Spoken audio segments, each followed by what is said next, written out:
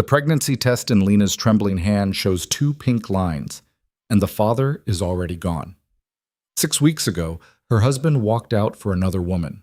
Now, broke and alone in Manhattan, she's carrying a secret that could destroy what's left of her life. But when a stranger appears in the darkness of an empty park, a man with dangerous eyes and a voice like smoke, everything changes.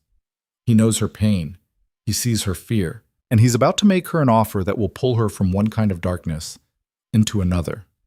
Stay with me until the end, hit that like button, and comment your city below so I can see how far this story reaches across the world. The fluorescent lights of the 24-hour pharmacy burned like accusation, casting harsh shadows across Lena Morales' face as she stood frozen in the feminine care aisle. Her fingers trembled as they closed around the small pink box, the cheapest pregnancy test on the shelf, because that's all she could afford now. 27 years old, and this is where life had brought her. The cashier barely glanced at her as he rang up the purchase, his expression dulled by years of late-night transactions and other people's emergencies. Lena handed over the crumpled bills, money she'd scraped together from tips, the last of her dwindling savings, and shoved the box deep into her purse like contraband.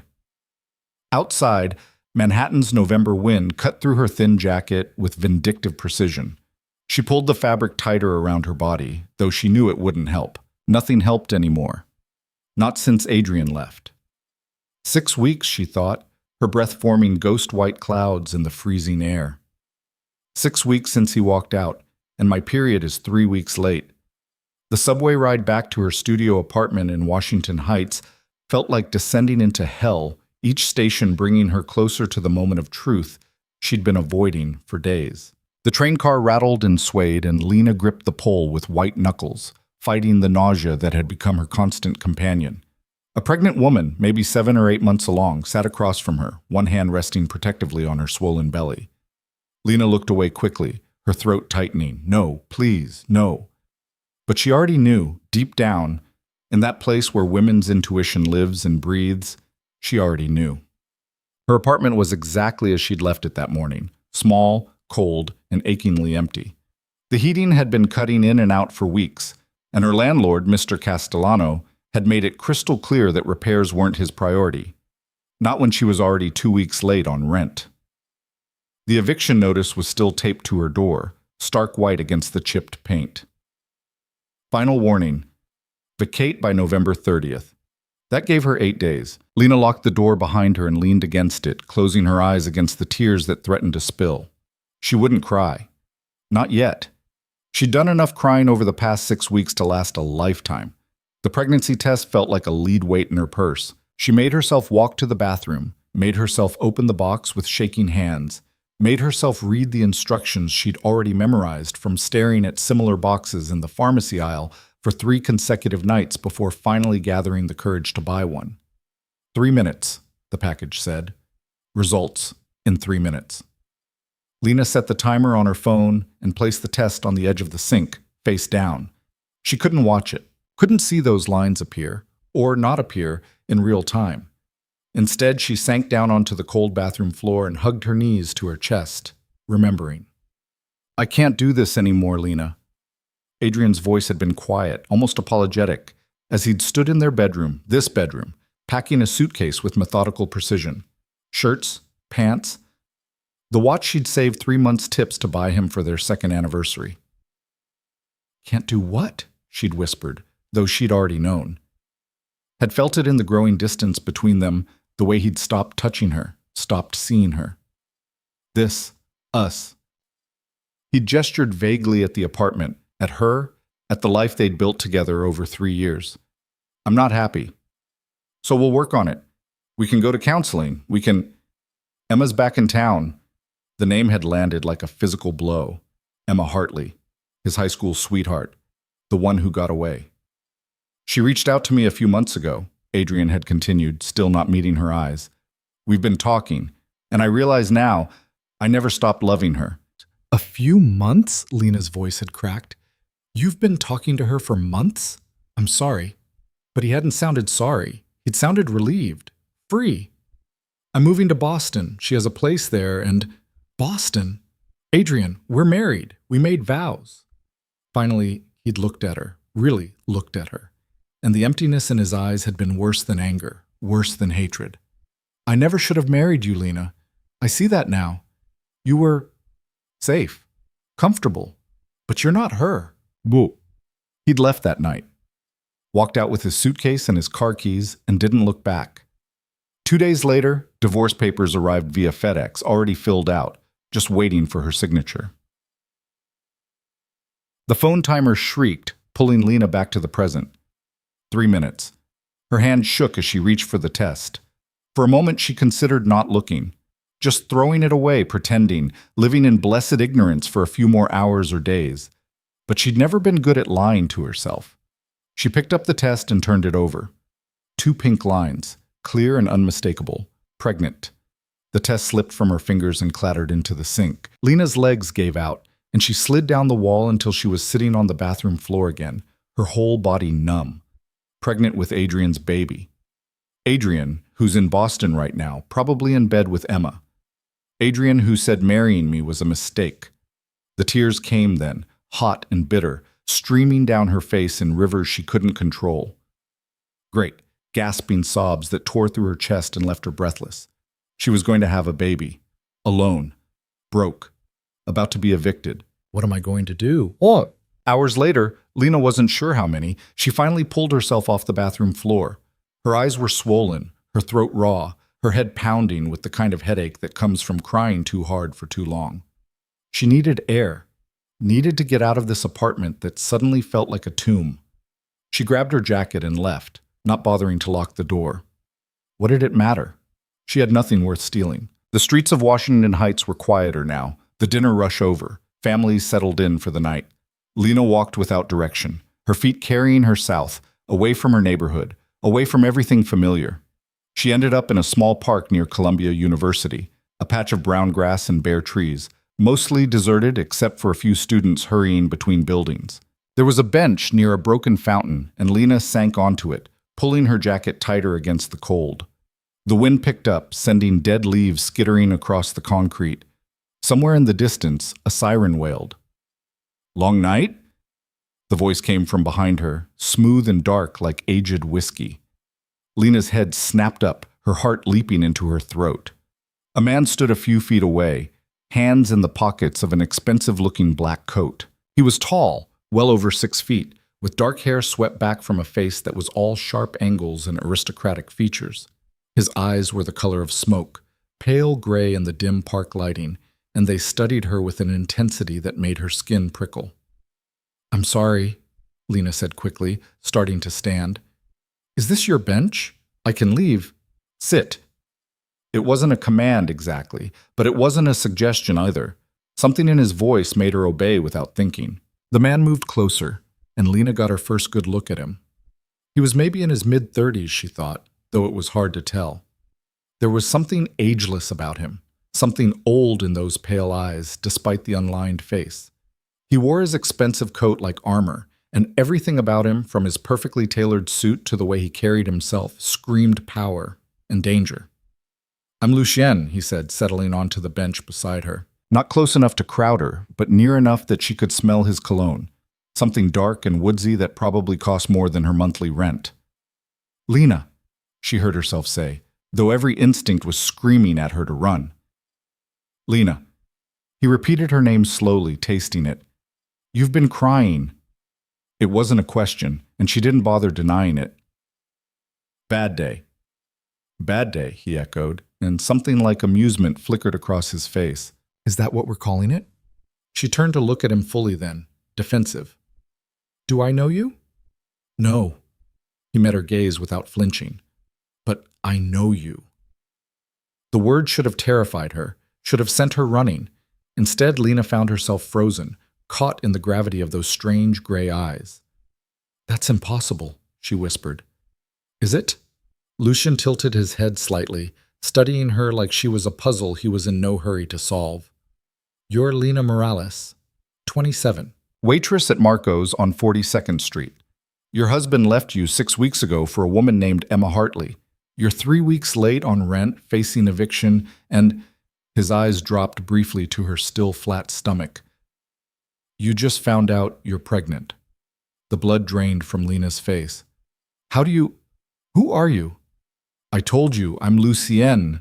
He leaned back against the bench, perfectly relaxed, as if they were discussing the weather. And I've been watching you, Lena, for quite some time. She should run. She should scream. She should do anything except sit here on this cold bench with a stranger who somehow knew everything about her life. But she didn't move. Why? She managed. Because you interest me. Simple. Direct.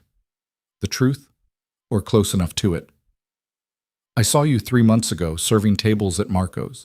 You smiled at everyone, made everyone feel special, even though I could see how tired you were, how alone. That's your job as a waitress, Lena said weakly. No.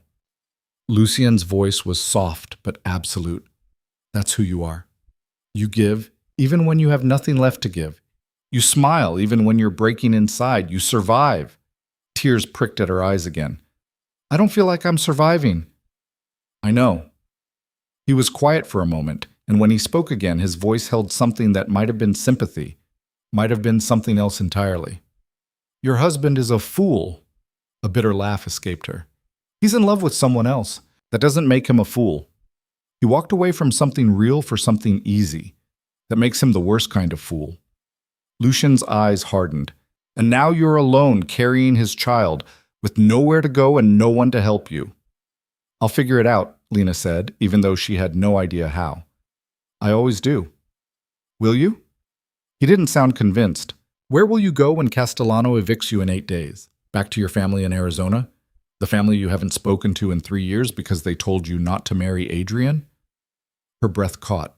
How does he know that? Or maybe you'll try to find another apartment, Lucien continued relentlessly.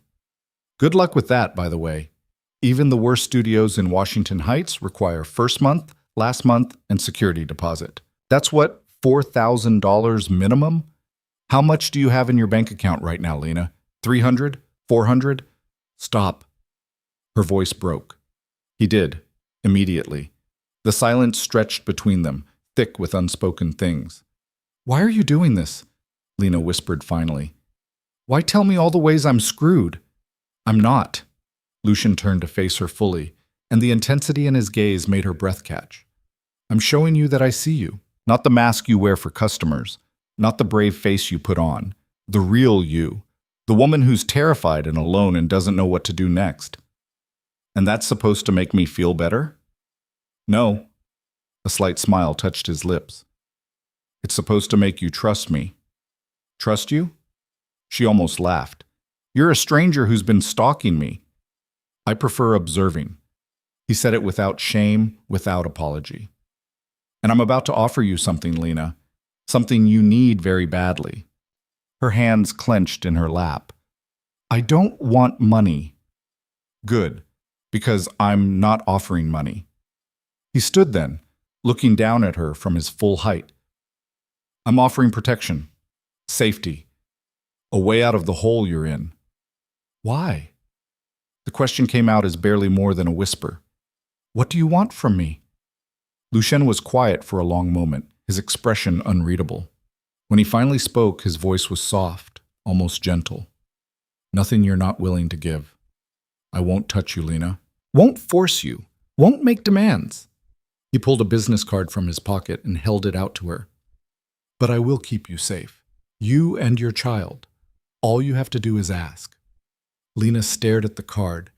Heavy cream cardstock with nothing but a phone number embossed in black. No name. No business. Just 10 digits. What are you? She asked. Some kind of, what? Mobster? Criminal? Another smile, this one sharper. Does it matter? Yes. I'm someone who has resources, power, the ability to make problems disappear. He pressed the card into her hand, his fingers cold against her skin. And right now, you have a lot of problems. I don't even know you. No, he agreed, but you will. When you're ready, when you realize you can't do this alone, call that number. I'll answer. He turned to leave, his coat billowing slightly in the wind. Wait, Lena called out, surprising herself. What if I don't call? What if I figure this out on my own? Lucien looked back at her, and for just a moment, something raw and almost human flickered across his face. Then I'll respect that, he said quietly. But I'll still be watching, Lena, making sure you're safe, making sure you survive. That's creepy. Yes, he agreed without hesitation. It is, but it's also the truth. I protect what's mine. I'm not yours. The smile he gave her then was dark and knowing and made something low in her belly tighten with fear, and something else she didn't want to name. Not yet, Lucien said. But you will be. Then he was gone, disappearing into the shadows like he'd never been there at all. Lena sat alone on the bench for a long time, the business card burning in her hand like a brand. Around her, the park settled into deeper darkness, the wind carrying the promise of winter. She looked down at the simple card with its single phone number. When you realize you can't do this alone, his words echoed in her head, mixing with the memory of those 2 pink lines, the eviction notice, her empty bank account, the father of her child sleeping peacefully in Boston with another woman. I can do this alone, she whispered to the empty park. I have to. But even as she said it, she slipped the card into her pocket, just in case. The next 5 days passed in a haze of escalating desperation. Lena went to work at Marco's, smiled at customers, took orders, delivered food. Her tips were decent, they always were, but decent wasn't enough. Not anymore. She did the math obsessively, sitting at her tiny kitchen table with bills spread around her like tarot cards predicting doom. Rent, $1,400. Utilities, $150. Phone, $80. Food, $200 if she was careful. And now, doctor's appointments, prenatal vitamins. Eventually, baby supplies. The numbers didn't add up. No matter how she rearranged them, they never added up. On day 2, she called her mother in Arizona. The conversation lasted exactly 90 seconds. Pregnant? Lena, please tell me you're joking. I'm not joking, Mom. We told you not to marry that boy. Told you he wasn't good enough, but did you listen? No. You ran off to New York to play house, and now look at you. Mom, please. I just need a little help. Just until... I'm sorry, Mija, but your father and I... We can't. We're barely making it ourselves, and after the way you cut us out of your life. The line went quiet for a moment. Then her mother's voice came back, softer, but no less final. You made your choices, Lena. Now you have to live with them. Click. Lena stared at her phone for a long time after that call ended, feeling something inside her crack just a little bit more. On day 3, she tried to find a second job. But every place that was hiring wanted availability she couldn't give. Full-time hours, night shifts, weekends. Nobody wanted a pregnant waitress who'd need time off in a few months. On day 4, she went to a clinic. Free pregnancy testing and initial consultation. The nurse was kind but brisk, going through the standard questions. Father involved? No. Family support? No. Financial resources? Lena had almost laughed at that one. No. The nurse had given her a sympathetic look and a folder full of information about state assistance programs, WS, food stamps, emergency housing, all of it helpful, none of it enough. On day 5, Mr. Castellano knocked on her door at 7 in the morning. Miss Morales? He was a short, round man with thinning hair and the emotional range of a parking meter. November 30th is in 3 days. I need to know, are you vacating, or do I need to start formal eviction proceedings? Lena had opened her mouth to answer, with what she didn't know, when a wave of nausea hit her so hard she had to grab the doorframe for support. Miss Morales? She barely made it to the bathroom before vomiting, her whole body heaving with morning sickness that had started manifesting with a vengeance. Behind her, she heard Castellano make a disgusted sound and shut the door. She spent the rest of that day curled up on the bathroom floor, too sick to move, too tired to care. That night, alone in her cold apartment, Lena pulled out Lucian's business card. The numbers seemed to shimmer in the dim light, almost mocking her. I protect what's mine. Not yet. But you will be. She turned the card over and over in her fingers, war raging inside her. Pride versus survival. Independence versus desperation. What did she even know about him? He could be anyone, could want anything, could be dangerous in ways she couldn't begin to imagine. But then again, what did she have to lose? Her apartment? Already losing it. Her money? Already gone. Her dignity? Hard to lose what poverty and morning sickness had already stripped away. At 2 a.m., shaking with cold and fear, and something that might have been surrender, Lena picked up her phone. The call connected on the first ring. Lena. His voice was exactly as she remembered, smooth, dark, certain, like he'd been waiting by the phone, like he'd known she would call. I need help, she whispered. Silence. Then, I know. Where are you? Home. My apartment. Stay there. I'm sending someone. Don't be afraid. Lucienne. But he'd already hung up. Lena sat in the darkness of her studio apartment, hugging her knees to her chest, and waited. 20 minutes later, she heard footsteps in the hallway. A soft knock. She opened the door to find a woman standing there. Mid-40s, professional-looking, with kind eyes and a medical bag. Miss Morales? I'm Dr. Sarah Chen. Mr. Moretti sent me. Mr. Moretti? Lucienne, the doctor clarified with a small smile. May I come in?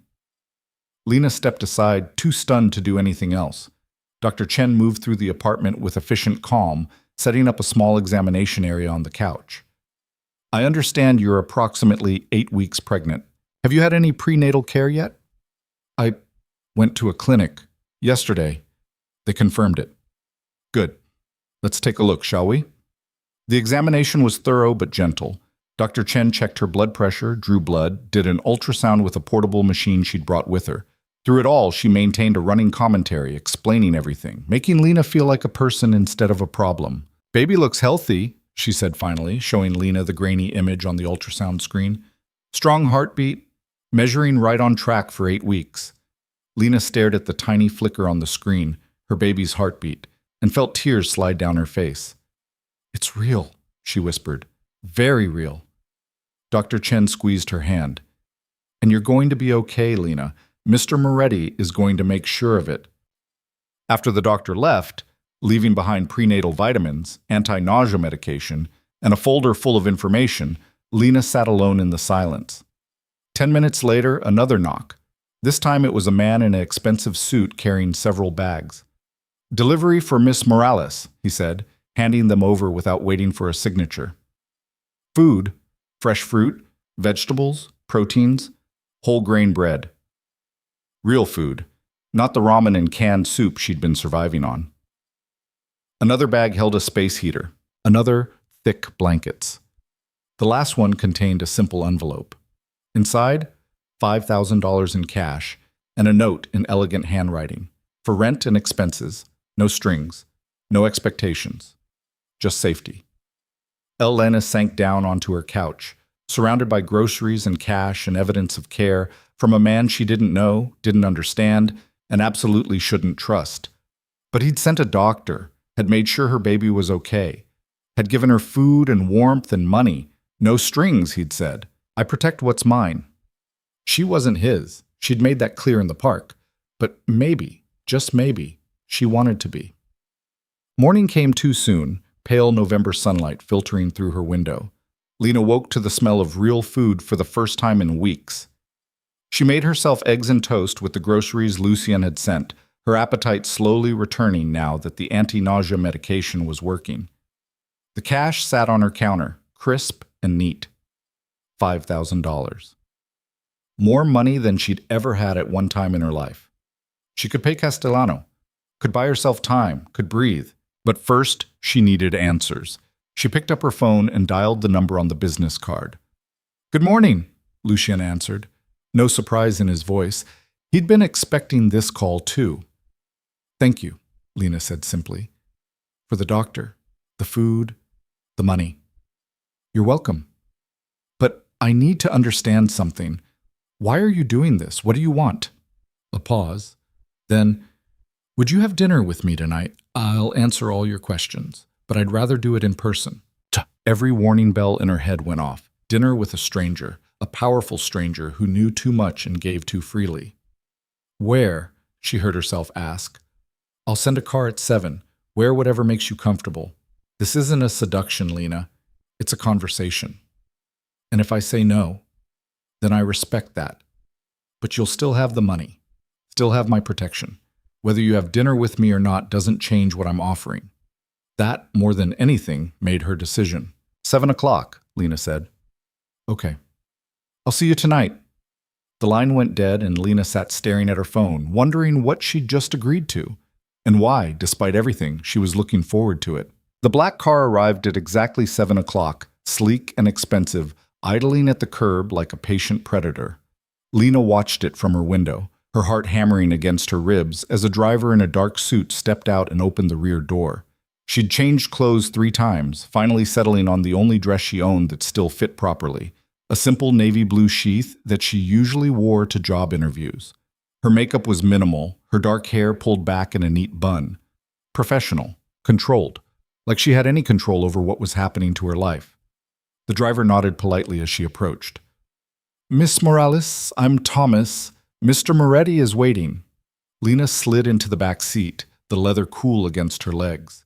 The interior smelled like expensive cologne and possibility. Thomas closed the door with a quiet click and returned to the driver's seat. Where are we going? She asked as the car pulled smoothly into traffic. Maria, Thomas said. Central Park South. Lena's stomach dropped. Maria. She'd walked past it 100 times, one of those restaurants where entrees started at $60 and the wait list was months long. The kind of place where Adrian had promised to take her for their anniversary, but never did because it was too expensive. The kind of place where a man like Lucien probably ate every night. The drive took 20 minutes, Manhattan sliding past in a blur of lights and movement. Lena watched the city transform as they headed south. Her neighborhood's scrappy resilience giving way to Midtown's polished grandeur. By the time they pulled up to the restaurant, her hands were shaking. Thomas opened her door, offering his hand to help her out. Mr. Moretti is inside, table by the window. The restaurant's interior was everything she'd imagined. Intimate lighting, cream-colored walls, tables dressed in pristine white linens. A hostess in elegant black greeted her immediately. Miss Morales? Right this way?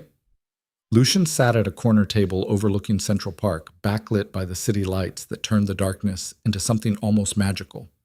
He stood as she approached, and Lena was struck again by how he commanded space, tall, perfectly tailored, radiating the kind of power that made people step aside without thinking. Lena. He pulled out her chair himself, a gesture so old-fashioned it should have felt awkward. Instead, it felt strangely natural.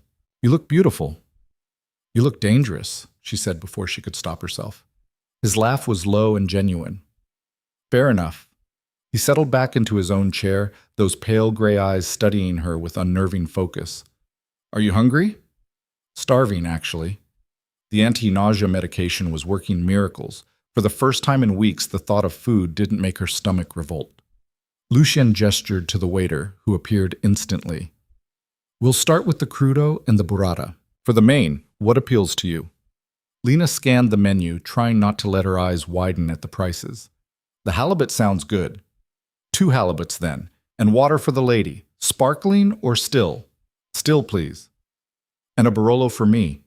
Lucien handed back the menus, dismissing the waiter with a subtle nod. Silence settled between them, not quite comfortable but not hostile either. Lena folded her hands in her lap to keep them from trembling. You said you'd answer my questions, she started. I did. Ask. Who are you? Really? Lucien leaned back in his chair, swirling the wine that had been poured with practiced ease. Lucien Moretti, 36 years old. Born in Brooklyn to a family that understood power and how to keep it. I run several businesses, import/export, real estate, private security. All legitimate, if that's what you're worried about. Is it legitimate? Mostly. He didn't look away, didn't flinch from the truth. I operate in gray areas sometimes. But I'm not a criminal, Lena. I don't hurt innocent people. I don't traffic in anything that causes real harm. But you do hurt people. People who deserve it. His voice went cold for just a moment. People who prey on the weak, who take advantage, who think money or connections put them above consequences. The food arrived, beautifully plated, and Lena forced herself to take a bite. The fish melted on her tongue, perfectly seasoned, better than anything she'd tasted in months. "Why me?" she asked when the waiter had retreated. "You said you saw me at the restaurant 3 months ago, but that doesn't explain why you started watching me, why you care." Lucien was quiet for a long moment, his expression unreadable. "Do you believe in recognition?" he asked finally. "In seeing someone and just knowing they matter?" "That sounds like a line." "It does," he agreed. "But it's also the truth. I saw you serving tables, smiling even though you were exhausted. Even though your husband was already pulling away from you. Yes, I could see it even then. The way he'd come pick you up sometimes and barely look at you. The way you tried so hard to make him see you." Lena's throat tightened. "You saw all that?" "I see everything, Lena. It's what I do, what I'm good at." He set down his fork, giving her his full attention. "And what I saw was a woman who gave everything to people who gave nothing back. A woman who deserved better but had been convinced she didn't. You don't know anything about me." "Don't I?" His voice was soft but unyielding. "Your mother calls you Mija, but hasn't supported you in 3 years because you made your choices. Your father works construction and hasn't forgiven you for marrying outside their plans for you. You have a sister named Carmen who sends you occasional texts asking how you are, but never offers real help because she's too wrapped up in her own family." Lena's hands clenched in her lap. "How do you know all that?" "Because I made it my business to know. When I decide to protect someone, I do it thoroughly." "I didn't ask for your protection 3 months ago." "No, but you needed it anyway." Lucien's eyes held hers. "Adrian was already cheating on you by then, you know. Not just talking to Emma. They'd slept together at least twice before he finally worked up the courage to leave." The words landed like blows. Lena felt her breath catch, tears threatening. "You're lying." "I'm not, and deep down you know I'm not." He reached across the table, stopping just short of touching her hand. "I'm sorry.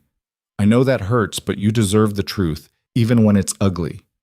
She pulled her hand back, pressing it against her stomach where her baby, Adrian's baby, was growing. "Why are you telling me this?" "Because I want you to understand something fundamental, Lena. The man who left you was never worthy of you. Not then, not now, not ever. And you mourning him, questioning yourself, wondering what you did wrong, it's a waste of the strength you're going to need." "Strength for what?"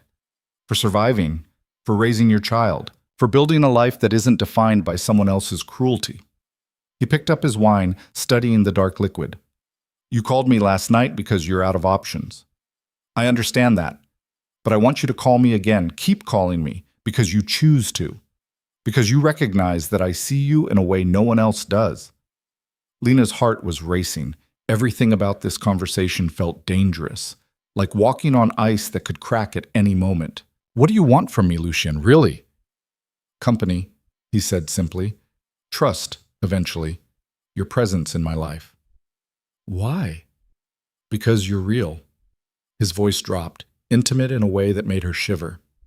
"Do you have any idea how rare that is in my world? Everyone wants something. Everyone's calculating, performing, angling. But you're just trying to survive with your dignity intact. That's remarkable." "I'm not remarkable. I'm a broke, pregnant waitress about to be homeless." "You're a woman who's been knocked down repeatedly and keeps getting back up. That's the definition of remarkable." He leaned forward slightly. "Let me help you, Lena. Not just with money or a place to stay. Let me give you the space to breathe, to heal, to figure out who you are when you're not fighting just to exist. And what do you get out of it?" "You," he said without hesitation. "In whatever capacity you're willing to give. Friendship, conversation. Eventually, maybe more. But I'm not demanding anything. I'm offering." The waiter appeared to clear their plates, giving Lena a moment to process. Her mind was spinning, trying to reconcile the dangerous man who knew too much with the careful way he spoke to her, the respect in his voice. "I have conditions," she heard herself say. Lucien's lips curved into a slight smile. "I'd be disappointed if you didn't. No touching, not until I say otherwise." "Agreed. No decisions about the baby without my input. This is my child." "Of course." "And I need to understand what I'm stepping into. Your world, the gray areas you mentioned. I need honesty." He studied her for a long moment, something like approval flickering in those pale eyes. Fair enough. What do you want to know? Your businesses, the legitimate ones and the others. Lucian signaled for coffee, waiting until they were alone again before speaking. I own 3 import companies that handle luxury goods from Europe, perfectly legal, highly profitable. I have real estate holdings throughout Manhattan, apartment buildings, office spaces, some retail, also legal. I run a private security firm that provides protection for high-value clients, celebrities, politicians, wealthy families. Legal, though sometimes we operate in jurisdictions with flexible interpretations of privacy laws. And the gray areas? I provide conflict resolution services for people who can't go to the police. Cheating spouses who need encouragement to settle divorces fairly. Business partners who breach contracts in ways that aren't quite illegal but are definitely unethical. People who've been wronged by others with too much money and power. You hurt people, Lena said flatly. Sometimes. Usually just their bank accounts and their reputations. Occasionally, very occasionally, physical intimidation is necessary. But I don't kill, Lena. I don't maim. I make people regret their choices without destroying their lives. That's a fine line. It is, and I walk it carefully. He met her eyes steadily. I won't lie to you. What I do isn't always pretty, but it's necessary, and I sleep fine at night knowing the people I target deserve far worse than they get. Lena absorbed this, turning it over in her mind. She should be horrified, should be running for the door. But instead she found herself thinking about Adrian, about his casual cruelty, about how he'd walked away without consequences while she drowned in the aftermath. If I say yes to your help, she started slowly, what does that look like, practically? You move out of your apartment. I have a place in Tribeca, a building I own. There's a 2-bedroom on the 15th floor, vacant, fully furnished. You'd live there. No rent. Lucienne, before you argue, he continued, understand that I own the building outright. You living there costs me nothing. And you having a safe, warm place to raise your child benefits both of us. How does it benefit you? Because you'll be close. Safe. Accessible when you need help or just want company, he paused. And because knowing you're taken care of lets me focus on other things without constantly worrying about you being evicted or going hungry. You barely know me. I know enough, and I want to know more. He leaned back, giving her space. The apartment is yours regardless. Even if you decide you don't want anything else to do with me, you can live there. I'll put it in writing if you want. Lena's head was spinning. What about work? I can't just quit Marco's. Why not? Because I need income. I need to support myself. The apartment is rent-free. I'll provide a monthly allowance for expenses, food, medical care, whatever you need. You can quit Marco's, focus on your health and your pregnancy. Maybe take some classes online, figure out what you actually want to do instead of just surviving. It sounded like a fairy tale. Too good to be true. There had to be a catch. And when the baby comes? She asked. What then? Lucien's expression softened in a way she hadn't seen before. Then you have a child to raise and I help however you'll let me. Nanny if you want to work, daycare, whatever you need. You're talking about supporting me for years. Why would you do that? Because I can. Simple, honest, terrifying in its certainty. Because you need it. And because I want you in my life, Lena. This is how I make that possible. She should say no. Every rational part of her brain was screaming to say no. This was too much, too fast, too strange. But then she thought about her cold apartment, the eviction notice, the dwindling cash in her wallet, thought about working on her feet for hours while pregnant, barely making enough to survive, thought about having this baby alone, scared, with no safety net. I need time, she said finally, to think about this. Of course. Lucian didn't look disappointed. If anything, he seemed pleased that she wasn't just agreeing blindly. Take all the time you need. The offer stands. Can I see the apartment before I decide? Tomorrow, if you want. I'll send a car at noon. They finished their coffee in relative silence, the conversation shifting to safer topics, books they'd read, places they'd traveled, mundane things that felt surreal given everything else they'd discussed. When Thomas pulled up outside her building later that night, Lucien walked her to the door himself. Thank you for dinner, Lena said, meaning it. And for being honest, I think. Always, he promised, even when the truth is uncomfortable. He didn't try to kiss her, didn't even touch her beyond a brief hand on her elbow to steady her on the stairs. But the way he looked at her, like she was something precious and worth protecting, made her feel seen in a way she hadn't in years. Good night, Lena. Good night, Lucienne. She watched him return to the car, watched it pull away into the night, and wondered what she was getting herself into. The apartment was everything he'd promised, and more. Lena stood in the middle of the spacious living room the next day, turning in slow circles as November sunlight streamed through floor-to-ceiling windows overlooking the city.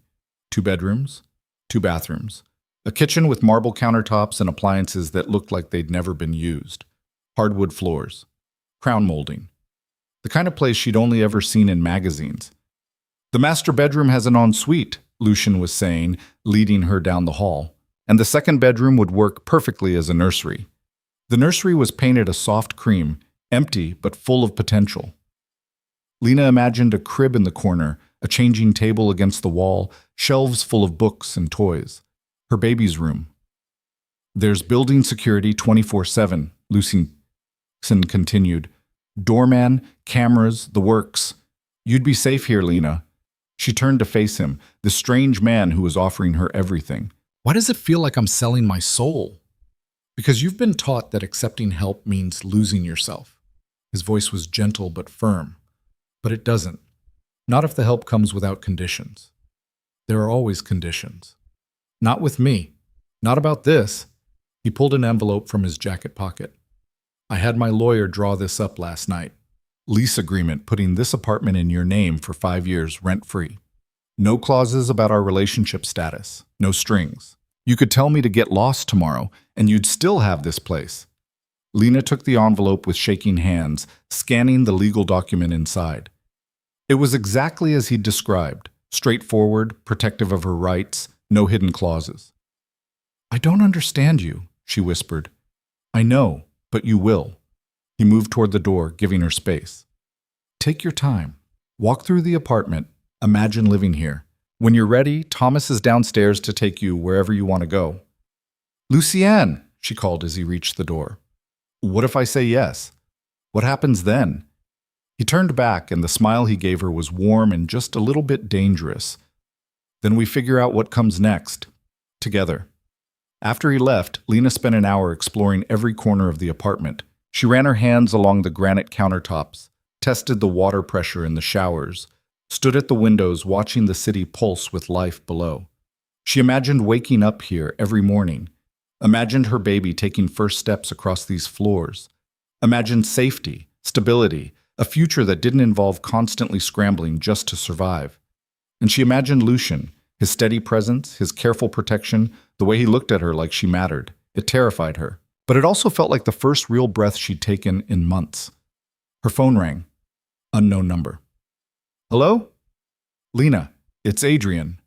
The world tilted sideways. She gripped the kitchen counter for support, her heart suddenly racing. How did you get this number? I called your work. Marco gave it to me. He sounded nervous, uncertain, not at all like the confident man who'd walked out on her 6 weeks ago. We need to talk. We have nothing to talk about. You left. You made your choice. I know, and I'm sorry. Emma and I, it's not working out the way I thought. She's different than I remembered, more demanding, less what? Less willing to worship you. Bitterness dripped from Lena's voice. I don't care about your problems, Adrian. Please just hear me out. I miss you. I miss us. What we had was you slowly checking out of our marriage while I tried desperately to make you stay. That's not something to miss. Lena, come on. We were good together. We can be good again. She thought about telling him, about the baby, the pregnancy, the fact that he was going to be a father whether he wanted to be or not. But something stopped her. Some instinct for self-preservation that had been dormant for years suddenly roaring to life. I don't want to be good with you again, she said clearly. I want you to leave me alone. You don't mean that. I absolutely do. Don't call me again, Adrian. Don't contact me. We're done. She hung up before he could respond, her hands shaking so hard she nearly dropped the phone. He missed her. Now. After weeks of silence, after running off with his perfect Emma, after destroying everything they'd built. Now he missed her. And maybe, a month ago, that would have been enough. She would have been so desperate for his affection, his attention, that she'd have taken him back just to not be alone. But standing in this beautiful apartment, thinking about Lucien's careful protectiveness and genuine respect, Adrian's words felt hollow, empty, a pale imitation of what real care looked like. She pulled out her phone and dialed the number on Lucien's business card. He answered immediately. "Lena." "I'll take the apartment," she said. "I'll accept your help." A pause. Then quietly, "Thank you for trusting me." "I don't trust you. Not yet." Honesty felt important. "But I trust myself, and I know I can't do this alone anymore. That's enough." She could hear the smile in his voice. "That's more than enough." They made plans for her to move in over the next week. Lucien arranged for movers, helped her give notice to Castellano, handled every detail with the kind of efficiency that spoke to vast resources and absolute control. Her last shift at Marco's was on a cold Thursday night. Her coworkers threw her a small going-away party in the kitchen, cake and well-wishes and promises to stay in touch that they both knew would fade within months. "You're really leaving?" Marco himself came to say goodbye. The stocky Italian who'd given her a job 3 years ago when she'd been desperate for work. "I am. Thank you, Marco, for everything." He studied her with knowing eyes. "This man who's been sending cars for you, he's treating you right?" "He is." "Good. You deserve that." He pressed an envelope into her hand, her final paycheck plus what felt like extra. "You ever need anything, you call me. Capisce?" "Capiche," Lena agreed, blinking back tears. Moving day arrived with the kind of gray December rain that made everything feel melancholy. Lena watched as efficient movers packed up her meager belongings, clothes, books, a few kitchen items. Everything she owned fit in the back of a single truck. She took one last look at the apartment that had been her home for 3 years. The place where she'd started her marriage full of hope and ended it full of heartbreak. The walls held ghosts of arguments and reconciliations, of laughter and tears, of a life that no longer existed. "Goodbye," she whispered to the empty rooms. The Tribeca apartment felt like stepping into a different world. Her few possessions looked lost in all that space, like a child's toys scattered in an adult's home. But Lucien had already filled the kitchen with groceries, stocked the bathroom with toiletries, left fresh flowers on the dining table. "Welcome home," a note read in his elegant handwriting. "Take your time settling in. I'm here if you need anything. L." That night, Lena cooked herself dinner in a kitchen that worked perfectly, showered in a bathroom with endless hot water, and slept in a bed so comfortable she felt guilty. The building's sounds were different, quieter, more refined. No shouting neighbors, no sirens wailing past, no radiators clanking in the night. Just peace, silence, safety. She placed her hand on her still flat stomach, talking to the baby she couldn't yet see. "It's just you and me," she whispered into the darkness. "We're going to be okay. I promise." And for the first time in months, she actually believed it. The next few weeks fell into a rhythm that felt almost surreal in its calm. Lena spent her days resting, reading, exploring her new neighborhood. She had a standing appointment with Dr. Chen every week, watching her baby grow on ultrasound screens, hearing that strong heartbeat that never failed to make her cry. Lucien appeared regularly, but never intrusively. He'd text before coming over, always asking permission, always respecting her space. They'd have dinner together a few times a week, sometimes at restaurants, more often in her apartment where he'd bring takeout from places she couldn't pronounce but tasted like heaven. They talked about everything and nothing. He told her about growing up in Brooklyn, about his mother who died when he was 15, about learning early that power was the only real protection in a harsh world. She told him about Arizona, about her sister's perfect life that she could never quite measure up to, about how invisible she'd felt for so long. He never touched her beyond the occasional steadying hand on her elbow, never pushed for more than she offered, just showed up, consistent and solid, proving through action that his promises weren't empty. "You don't have to keep feeding me," Lena said one evening as they sat on her couch with Thai food spread between them. "I can cook for myself." "I know you can, but I like having dinner with you." He glanced at her over his curry. "Is it making you uncomfortable?" No, it's just strange. Good strange, but strange. I'll take good strange. His lips curved into that slight smile she was starting to recognize. How are you feeling? Physically? Better. The nausea is mostly gone. I'm tired all the time, but Dr. Chen says that's normal. Are you sleeping okay? Mostly. She hesitated. Sometimes I have nightmares. About Adrian. About being alone. Lucien's expression darkened. You're not alone. I know. Intellectually, I know, but fear doesn't listen to logic. He was quiet for a moment, then, would it help if I stayed? Not in your room, he added quickly, but in the guest room, just so you know someone's here. It was a dangerous offer, a line that once crossed would change their dynamic fundamentally. Lena knew she should say no, should maintain boundaries, should protect herself. Yes, she said instead. That would help. That night, Lucien slept in her guest room while Lena lay in her own bed, strangely comforted by his presence down the hall. She didn't have nightmares, slept better than she had in weeks. And when she woke to find him making coffee in her kitchen the next morning, dressed in slacks and an untucked white shirt, looking rumpled and human and unexpectedly domestic, something in her chest tightened with warmth. Good morning, he said, handing her herbal tea. Sleep well? I did, actually. She accepted the mug, their fingers brushing briefly. Thank you for staying. Any time. And the way he said it made it clear he meant it literally. It became routine. He'd stay over a few nights a week, always in the guest room, always proper. They'd have breakfast together, talk about their plans for the day, exist in each other's orbit like it was the most natural thing in the world. Lena felt herself softening toward him, felt the walls she'd built around her heart starting to crack, letting in light she hadn't realized she'd been missing. And then, 3 weeks after she'd moved in, Adrian showed up at her door. The doorbell rang at 2 p.m. on a Tuesday, cutting through the quiet of Lena's reading time. She set down her book, a thriller she'd been enjoying from the building's small library, and padded to the door in bare feet, expecting a package delivery. The security camera screen showed Adrian standing in the hallway, looking nervous and determined in equal measure. Lena's heart stopped, then started again racing. Her hand froze on the doorknob as 1,000 thoughts crashed through her mind at once. How did he find her? How did he get past building security? What did he want? She almost didn't answer, almost called Lucien instead, let him handle this. But something stubborn and angry rose up inside her, the part that had been growing stronger these past few weeks. Adrian had taken enough from her. He didn't get to take her voice too. She opened the door but didn't invite him in, keeping the chain lock engaged. What are you doing here? Adrian looked worse than she remembered. His hair was disheveled, his eyes red-rimmed like he hadn't slept in days.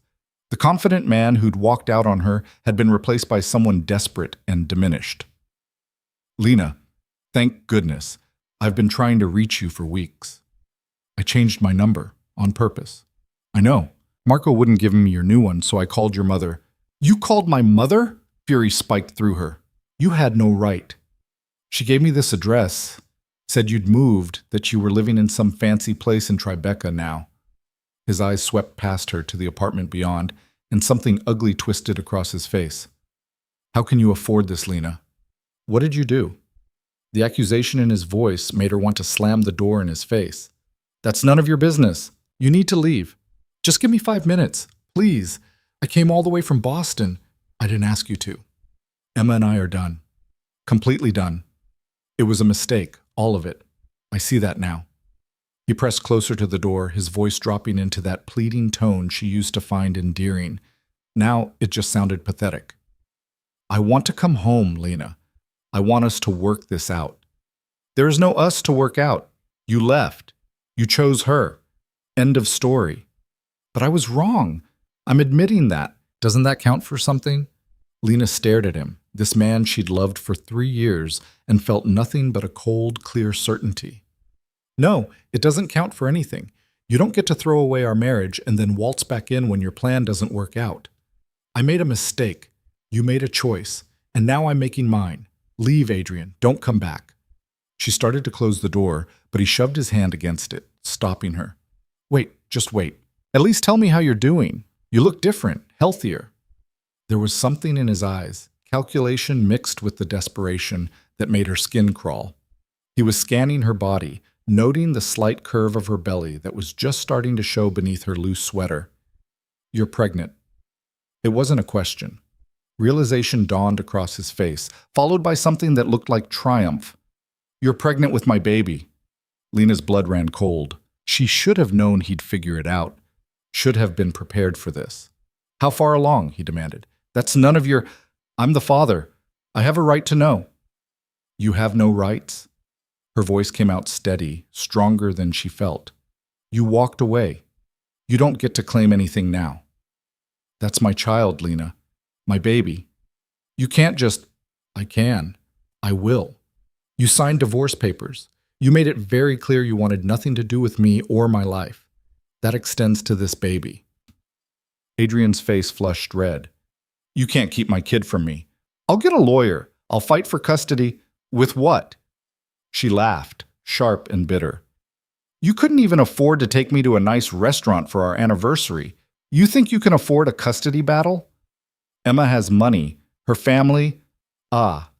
So you'd use your girlfriend's family money to fight for a baby you don't actually want, just to prove you can?" Lena shook her head.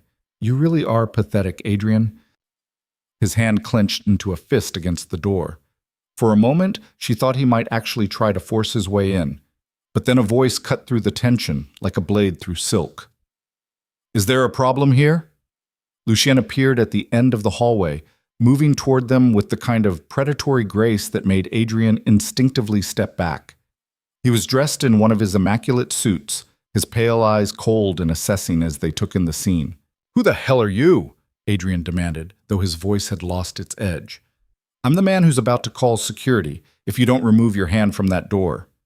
Lucien's tone was conversational, almost pleasant, but there was steel underneath, a promise of consequences. Adrian pulled his hand back like he'd been burned. "This is between me and my wife." "Ex-wife," Lena corrected. "And no, it's not. It's done. Leave." "Lena, please." Lucien moved closer, and though he didn't touch Adrian, something about his presence made the other man shrink back further. "You heard her. Leave. Now. Before I make you leave." "You threatening me?" "Stating fact." Lucien's smile was all teeth. "You have 10 seconds to get in that elevator before I call security. After that, I'll handle this personally. And trust me, you don't want that." Adrian looked between them, his face a mask of rage and humiliation. "You're sleeping with him. That's how you can afford this place. You're his whore." Lena felt the impact of the word like a slap. But before she could respond, Lucien moved, not violently, but with absolute authority. He stepped between Lena and Adrian, his body a wall of protection. "Apologize." His voice was quiet, deadly. "Screw you, I'm not—" Lucien's hand shot out, gripping Adrian's collar and pulling him close. "You will apologize to her, right now, or I promise you the next words out of your mouth will be your last coherent ones for a while." Adrian's eyes went wide with fear. Up close, he could probably see what Lena had sensed from the beginning. Lucien was dangerous in ways Adrian couldn't begin to comprehend. This wasn't a man who made idle threats. "I'm sorry," Adrian gasped out. "I'm sorry, Lena. I didn't mean—" "Yes, you did." Lucien released him with a slight shove that sent Adrian stumbling backward. "But you're going to leave now anyway. You're going to go back to Boston, back to your girlfriend and her family money, and you're going to stay away from Lena. Forever." "That's my baby." "No." Lucien's voice cut through the protest like ice.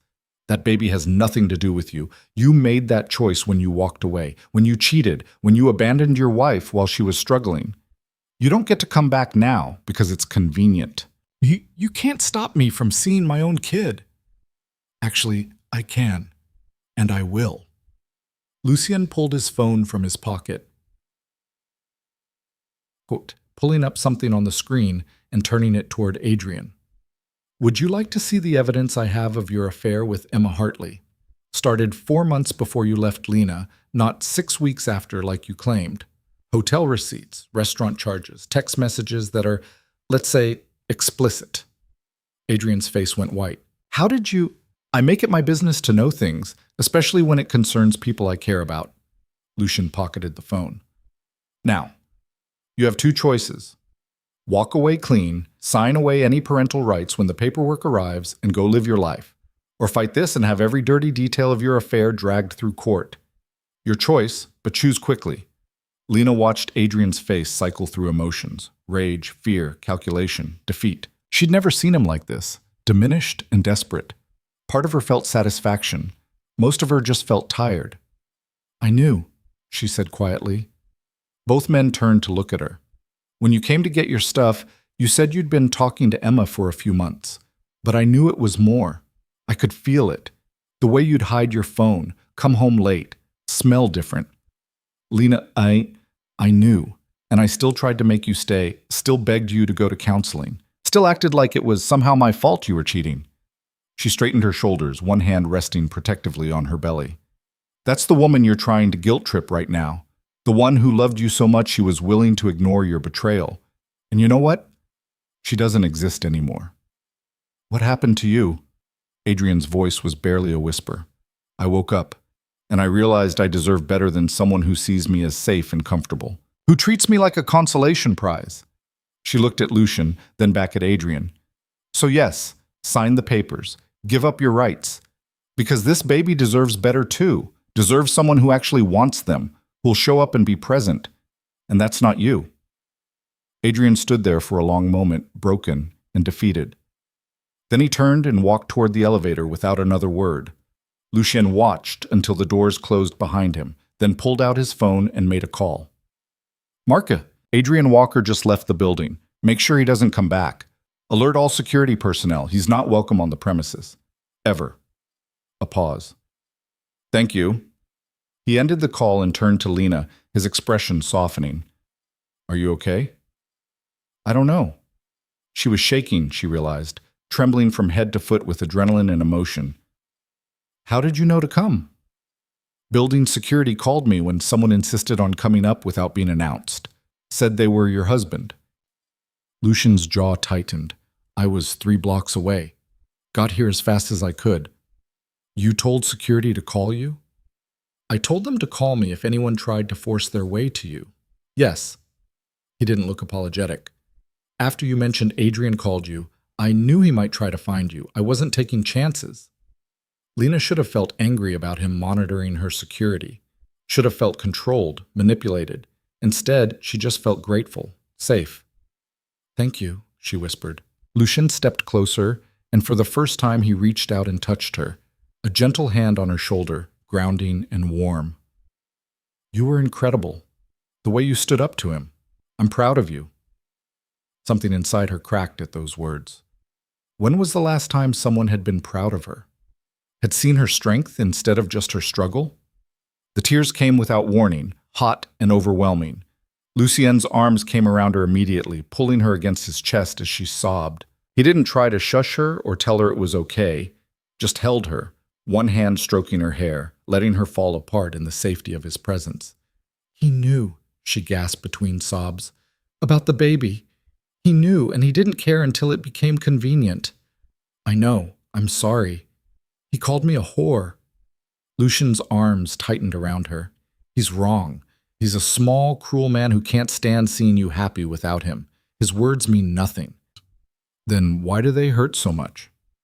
Because you're human. Because you loved him once. Because words carry weight even when they shouldn't. He pulled back slightly, tilting her face up to meet his eyes. But you are not what he called you. You're strong and brave, and you're building a life for yourself and your child. That takes more courage than he'll ever have. She wanted to believe him, wanted to feel as strong as he seemed to think she was. But right now, she just felt broken. Can you stay? She asked, her voice small. Not just tonight. Can you stay for a while? I don't want to be alone. I'll stay as long as you need me. He wiped the tears from her cheeks with his thumbs, the gesture achingly tender. Days, weeks, months. However long it takes for you to feel safe again. That night, Lucien stayed. Not in the guest room this time, but on the couch in the living room, close enough that Lena could see him from her bedroom door. Close enough to know she wasn't alone. She woke twice from nightmares. Adrian's face twisted in rage, his hands reaching for her, claiming her baby. Both times, she found Lucien awake, reading by lamplight, immediately alert when he heard her stir. "Just a dream," he'd say quietly. "You're safe. I'm here." By the third night, the nightmares had eased. By the end of the week, Lena found herself actually sleeping through the night. Lucien became a constant presence. He worked from her apartment sometimes, his laptop set up at her dining table while she read or watched TV. They fell into an easy domesticity that should have felt strange, but instead felt natural.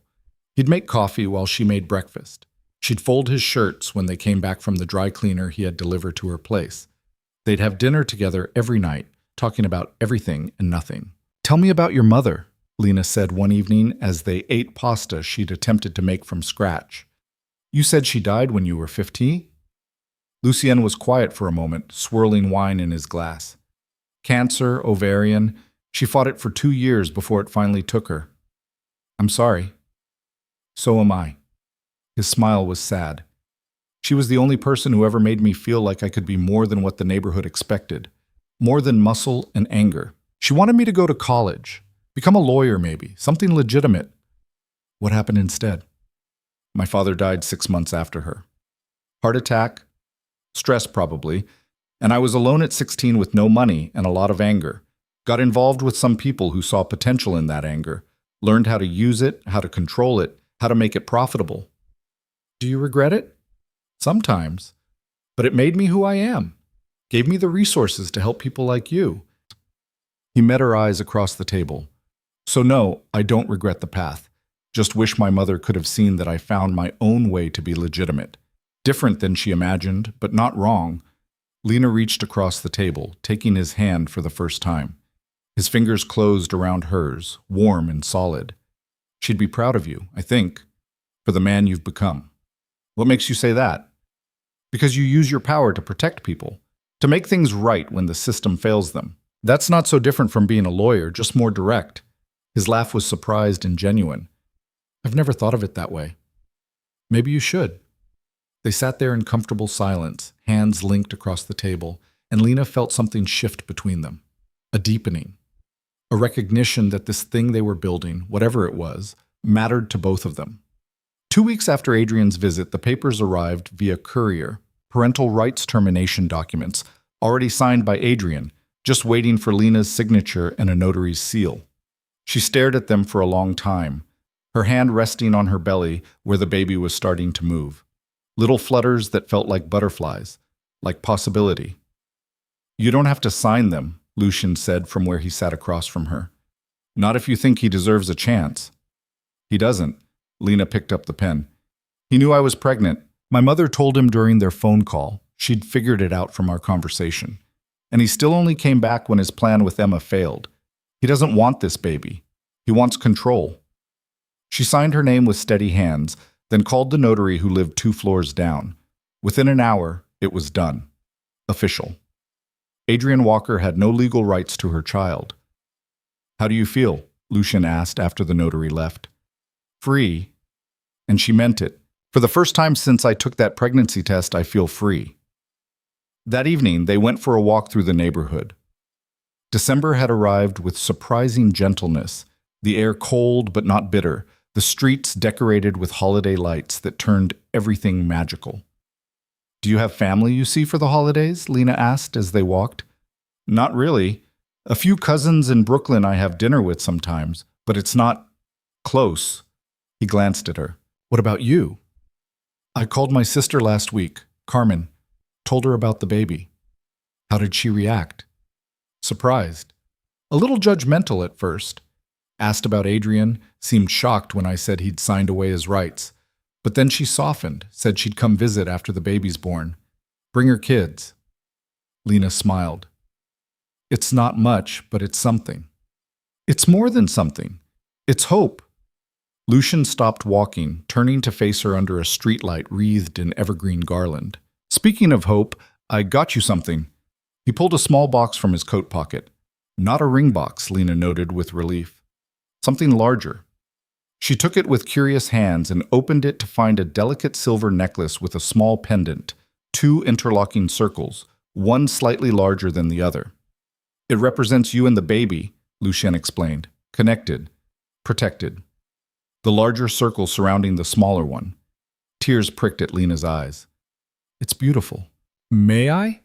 He gestured to the necklace. She nodded, turning around and lifting her hair. His fingers were gentle as he fastened the clasp, the pendant settling warm against her skin just above her heart. Thank you, she whispered, turning back to face him. You're welcome. He was standing very close now, close enough that she could see the flecks of darker gray in his pale eyes, could smell his cologne mixed with the winter air. Lena, yes? I need you to know something. His voice was serious, intent. What I feel for you, it's not obligation, not charity, not some rescue fantasy. What is it then? He lifted one hand, cupping her face with a gentleness that made her breath catch. It's real. You're the first real thing I've had in years, and I know it's too soon. I know you're not ready, but I need you to know. I'm falling in love with you too, she interrupted. Lucien's eyes widened. You are? I think I started the night we met in the park, when you saw me. Really saw me. Not just the mask I wore. She placed her hand over his, holding it against her cheek. You terrify me, Lucien. The intensity of what you make me feel. But I'm tired of being afraid. I would never hurt you. I know. That's what terrifies me most. That I believe you. He leaned forward slowly, giving her every chance to pull away. But Lena didn't move. Didn't want to move. When his lips touched hers, it was soft and careful and full of promise. The kiss was nothing like the desperate passion of early romance. It was something better. Something that tasted like safety and certainty and a future she was only beginning to imagine. When they finally pulled apart, both breathless, Lena laughed, surprised and delighted by the joy bubbling up inside her. What? Lucien asked, smiling. I just realized I'm happy. Actually, genuinely happy. She shook her head in wonder. I didn't think I'd ever feel this way again. Get used to it. He pulled her close, wrapping his arms around her as they stood beneath the holiday lights. I plan to make you happy for a very long time. Is that a promise? It's a guarantee. They walked home hand in hand, and when they reached her apartment, their apartment really, since Lucien had been staying there more nights than not, he didn't go to the guest room. Instead, he followed her to her bedroom, and they lay together fully clothed on top of the covers, just holding each other. Tell me about the future, Lena said into the darkness. What do you see? Lucien's hand traced lazy circles on her shoulder. I see you finishing your degree online, maybe becoming a teacher like you always wanted. I see a nursery full of light and laughter. I see Sunday mornings making pancakes while a toddler runs around causing chaos. I see us, together, building something real. That sounds perfect. What do you see? Lena thought for a moment, her hand resting on her belly where their future was growing. I see safety, love, a family that chooses each other every day, not just once. She turned to look at him. I see you holding our daughter for the first time and knowing she's loved beyond measure. Our daughter? His voice caught slightly. If you want that, if you want to be, I want everything with you, Lucien said fiercely. I want to be there when she's born, want to change diapers at 3 a.m. and teach her to ride a bike and scare away her first boyfriend. I want to give her my name and my protection and all the love I have. She's not biologically yours. Biology doesn't make a father. Choice does. Showing up does. Love does. He pressed his forehead against hers. Let me be her father, Lena. Let me be the one who's there. Yes. The word came out as barely more than a breath. Yes, please. They fell asleep like that, wrapped around each other, two broken people finding wholeness in unexpected places. Outside, the city hummed with life and possibility. Inside, Lena felt peace settle over her like a blanket. The past was finally, truly behind her. And the future, their future, was just beginning. Christmas arrived wrapped in fresh snow and the kind of hope Lena had forgotten existed. She woke on Christmas morning to find Lucien already awake beside her, watching her with those pale gray eyes that had become her favorite thing to see first thing each day. Merry Christmas, he said softly, brushing a strand of hair from her face. Merry Christmas. She stretched, her hand automatically going to her belly, where the baby was more active now, moving and kicking with increasing frequency. At 18 weeks, she was undeniably showing, her body changing in ways that should have terrified her, but instead filled her with wonder. "I have something for you," Lucien said, sitting up and reaching for the nightstand. "We said no gifts." I lied. He handed her a small wrapped box, and Lena's heart skipped. This time it was ring-sized. Her hands trembled as she opened it, revealing not an engagement ring, but something even more meaningful, a key on a simple silver chain. "It's to my place," Lucien explained. "The penthouse on the top floor. I want you to have access to everything I have, Lena. My home, my life, all of it." She turned the key over in her fingers, understanding the symbolism. "You're giving me the ability to walk into your world whenever I want. I'm giving you the choice to be part of it. No pressure, no expectations, just an open door." He took her hand. "But I'm hoping you'll use it. Maybe even consider moving up there with me. More space for the baby, better view, and I'd get to wake up next to you every morning officially instead of just camping out here." Lena laughed through sudden tears. "You're not camping out. You basically live here already." "Exactly. So why not make it official? Move in with me. Let me take care of you both properly." "I have a gift for you too," she said instead of answering, reaching into her own nightstand drawer. "It's not as grand as a penthouse key, but..." She handed him a small photo in a simple frame. The ultrasound from her last appointment, but this one was special. Clear enough to show features, to see the baby's profile, tiny hands, perfect little feet. "That's our daughter," Lena whispered. "Dr. Chen confirmed it last week. I wanted to wait to tell you in person." Lucien stared at the image, his expression transforming into something raw and vulnerable. A girl. A girl. Healthy and strong and growing perfectly. She placed her hand over his. "I've been thinking about names. What do you think of Sophia?" "Sophia," he repeated, testing it. "What does it mean?" "Wisdom. I looked it up. Figured she'll need wisdom growing up with us."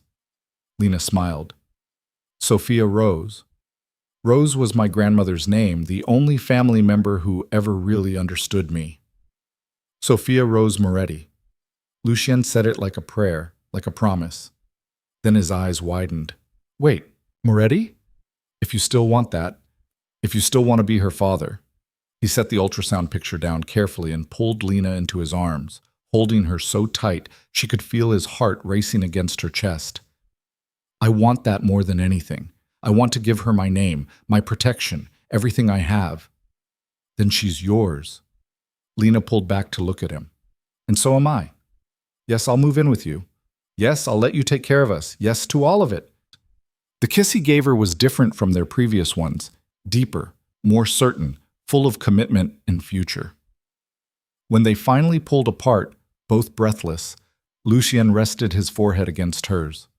"I love you," he said. "I know it's fast. I know we're doing everything backward. But I love you, Lena. You and Sophia both." "I love you too." And saying it felt like coming home. They spent Christmas Day in the penthouse, and Lena understood immediately why Lucien wanted them there. The space was massive. 3 bedrooms, floor-to-ceiling windows overlooking all of Manhattan, a kitchen that belonged in a magazine, and room upon room that begged to be filled with life and laughter. The room next to the master would be perfect for Sophia, Lucien said, leading her through the space. "It gets morning sun, and it's close enough that we'd hear her at night." Lena stood in the empty room, imagining it painted soft colors, filled with a crib and changing table and all the things their daughter would need. "It's perfect. And this room," he opened another door, "could be your office for when you start your degree program." She'd mentioned wanting to go back to school exactly once, weeks ago. The fact that he'd remembered, that he'd planned space for it, made her throat tight with emotion. "You think of everything." "I try." He wrapped his arms around her from behind, his hand settling protectively over her belly. "I want you to have everything you've ever dreamed of, Lena. Education, career, family, all of it. I just want us to be happy." "Then we will be. I'll make sure of it."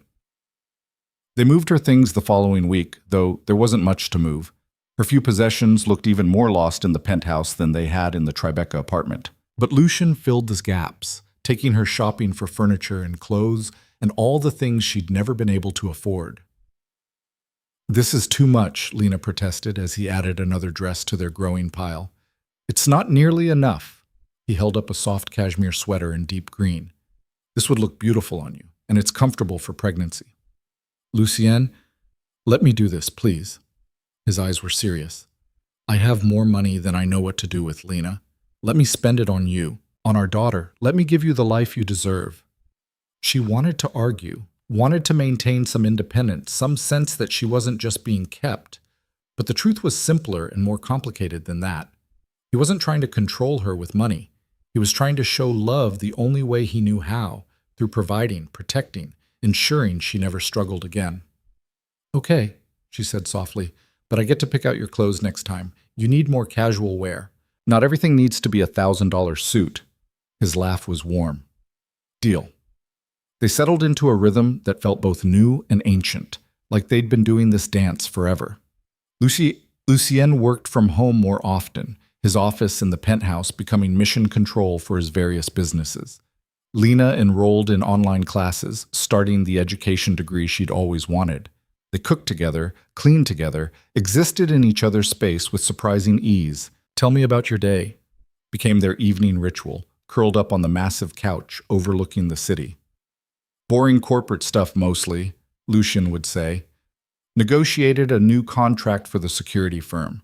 Had to convince a client that threatening his ex-wife's new boyfriend was not, in fact, a good use of my services. Did you convince him? Eventually. After I showed him the photos of the boyfriend volunteering at a children's hospital and coaching Little League. Hard to justify intimidating someone who's genuinely good. What did you do instead? Suggested therapy and helped him find a good lawyer for the divorce settlement. Sometimes the best conflict resolution is preventing the conflict entirely. Lena loved these glimpses into his world, the way he navigated complicated moral waters with surprising integrity. He wasn't perfect, would never claim to be, but he tried to be good. That mattered more than she'd expected. January brought bitter cold and Lena's 20-week anatomy scan. Lucien took the day off work, something he rarely did, and sat holding her hand in Dr. Chen's office while the ultrasound wand moved across her swelling belly. Everything looks perfect, Dr. Chen announced, pointing to various parts of the screen. Strong heartbeat, all organs developing normally, good amniotic fluid levels. Sophia is thriving. Can we hear the heartbeat? Lucien asked, his voice rough with emotion. Doctor. Chen adjusted the machine, and suddenly the room filled with the rapid swoosh, swoosh, swoosh of their daughter's heart. Lena watched Lucian's face transform, saw tears gather in his eyes even as he smiled. That's her, he whispered. That's our girl. That's our girl, Lena agreed. They left the appointment with new ultrasound photos and a DVD of the whole scan. That night, Lucien watched it 3 times, pausing on frames where Sophia's face was clearest, studying every detail like he was memorizing her. I can't wait to meet her, he said as they lay in bed, his hand resting on Lena's belly where the baby kicked and rolled. 4 more months. Feels like forever. Feels like not enough time, Lena's voice caught. I'm terrified, Lucien. What if I'm a terrible mother? What if I don't know what to do? Then we'll figure it out together. You think I have any idea how to be a father? He shifted to face her fully. We're both going to make mistakes, but we'll make them together, and we'll love her through all of it. That's what matters. Promise me something. Anything. Promise me you'll always be honest with me, even when it's hard, even when the truth is ugly. She thought of Adrian, of all his lies and half-truths. I can handle anything except being lied to.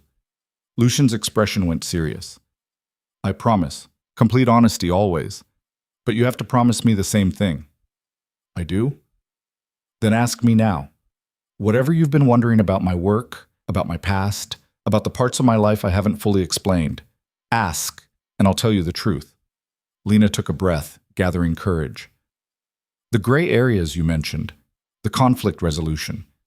Have you ever seriously hurt someone? Yes. No hesitation. 3 times in my life. Once when I was 17 and stupid, defending territory that didn't matter. Once when I was 22 and someone tried to assault a woman who worked for me. And once 2 years ago, when a client's husband wouldn't accept that the marriage was over and kept escalating. How badly? First time, broken ribs and a concussion. Second time, shattered kneecap. Third time, broken jaw and some missing teeth. His voice was steady, factual. I'm not proud of the violence, Lena, but I'm not ashamed either. Sometimes it's necessary to stop worse harm. She absorbed this, turning it over in her mind. And now? Would you do it again? If someone threatened you or Sophia, without hesitation. His eyes were fierce. I'd burn the world down to keep you both safe. That's the truth. That's who I am. I should be horrified. But you're not. No. And she wasn't. Maybe that made her broken too, or maybe it just made her realistic. I've seen what happens when good people do nothing, when systems fail and monsters walk free. If you're willing to be the thing that stands between innocent people and harm, then I can live with that. Even knowing I'm not always on the right side of the law isn't always on the right side of justice. She took his hand, placing it on her belly where Sophia was moving. I trust you, Lucien. I trust your judgment and your heart. That's enough. He kissed her then, deep and grateful, and Lena felt the last of her reservations crumble. This was her life now. This complicated, powerful man and the family they were building together. February brought Valentine's Day and an unexpected visitor. Lena was home alone, Lucien at a meeting across town, when the building's doorman called up. Miss Morales, there's a woman here claiming to be your sister, Carmen Walker. Lena's heart leaped. Send her up. She opened the door to find Carmen standing in the hallway, looking uncertain and out of place in her sensible mom jeans and Arizona Cardinals sweatshirt. Her older sister had the same dark hair and eyes, but where Lena was fine-boned and delicate, Carmen was sturdy and practical. Lena. Carmen's eyes went immediately to Lena's pregnant belly, now impossible to hide at 24 weeks. Oh my goodness, look at you. Hi, Carmen. Lena stepped back, letting her sister into the penthouse. What are you doing here? I was in New York for a conference. Educational administration stuff. Thought I'd surprise you. Carmen's eyes swept the space, widening. This is where you live? With my boyfriend, yes. Boyfriend, right. Carmen set down her bag, her expression carefully neutral. Mom said you'd moved on fast. Found some rich guy to take care of you. Lena bristled. Is that what she said? Her words were less kind, actually, but I told her to mind her own business. Carmen moved closer, her voice softening. I'm sorry, Lena, for not being there when Adrian left, for letting Mom's judgment keep me from reaching out. You're here now. I am, and I want to meet this man who has my little sister living in a penthouse. Carmen's smile was tentative. If that's okay. He's at a meeting, but he'll be back soon. Lena gestured to the couch. Want some tea? I can't have coffee anymore, but I've become a tea expert. They sat in the living room, and Lena watched her sister's eyes catalog everything. The expensive furniture, the art on the walls, the view of Manhattan spreading out below them. This is really your life now, Carmen said quietly. It's so different from being broke and struggling. Yes, it is. I was going to say different from what we grew up with. But yeah, that too. Carmen accepted the tea Lena handed her. Tell me about him. This Lucien. Lena found herself talking, really talking, for the first time in years with her sister. She explained how they met, how he'd helped her, how slowly and carefully they'd built trust and then love. She didn't mention the gray areas of his work, but she didn't hide that he was powerful either. He sounds intense, Carmen said when Lena finally paused. He is, but he's also kind. Patient. He sees me, Carmen, really sees me, not just as someone to take care of or fix, but as a partner. And the baby? He's really going to raise her as his own? Her name is Sophia Rose, and yes, he wants to be her father in every way that matters. Lena's hand went to her belly. Adrian signed away his rights. Lucien's going to legally adopt her once she's born. Carmen was quiet for a long moment. I judged you. When Mom told me you were pregnant and living with some new guy. I thought you were being reckless, desperate. I was desperate. That's how this started. But it's not how it is now. I can see that. The way you talk about him. You love him. I do. More than I thought I could love anyone after Adrian. The elevator chimed and Lucien stepped into the penthouse, stopping short when he saw they had a visitor. His eyes went immediately to Lena, checking that she was okay, before turning to Carmen with polite curiosity. "You must be Carmen," he said, moving forward with his hand extended. "I'm Lucien Moretti." Carmen stood, shaking his hand. Lena watched her sister take in Lucien's height, his expensive suit, the aura of controlled power he radiated even in casual greeting. "Nice to meet you," Carmen said. "I was just in town and thought I'd surprise my sister." "I'm glad you did. Family's important." Lucien settled onto the couch beside Lena, his hand immediately finding hers. "How long are you in New York?" "Just until tomorrow. Conference ends tonight." "Then you'll stay for dinner. I insist." It wasn't really a request, and from the slight smile on Carmen's face, she recognized that. "Lena, what do you think? Should I cook or should we order from that Italian place you love?" "You cook," Lena said. "Show off a little." His laugh was warm. "Trying to impress your family already. You don't need to try. You just need to be yourself." Dinner was surprisingly easy. Lucien made pasta from scratch, moving around the kitchen with practiced ease, while Carmen helped Lena set the table. They talked about Carmen's kids, 2 boys, 8 and 6, about her work as a school principal in Phoenix, about everything except the elephant in the room. Finally, over tiramisu that Lucien had somehow also made from scratch, Carmen addressed it directly. "I need to say something, and I need you both to hear it." She looked between them. "Lena, I'm sorry. For not being there when you needed me. For letting Mom's opinions matter more than your happiness. You deserved better from me." "Carmen, let me finish." Her sister's voice was firm.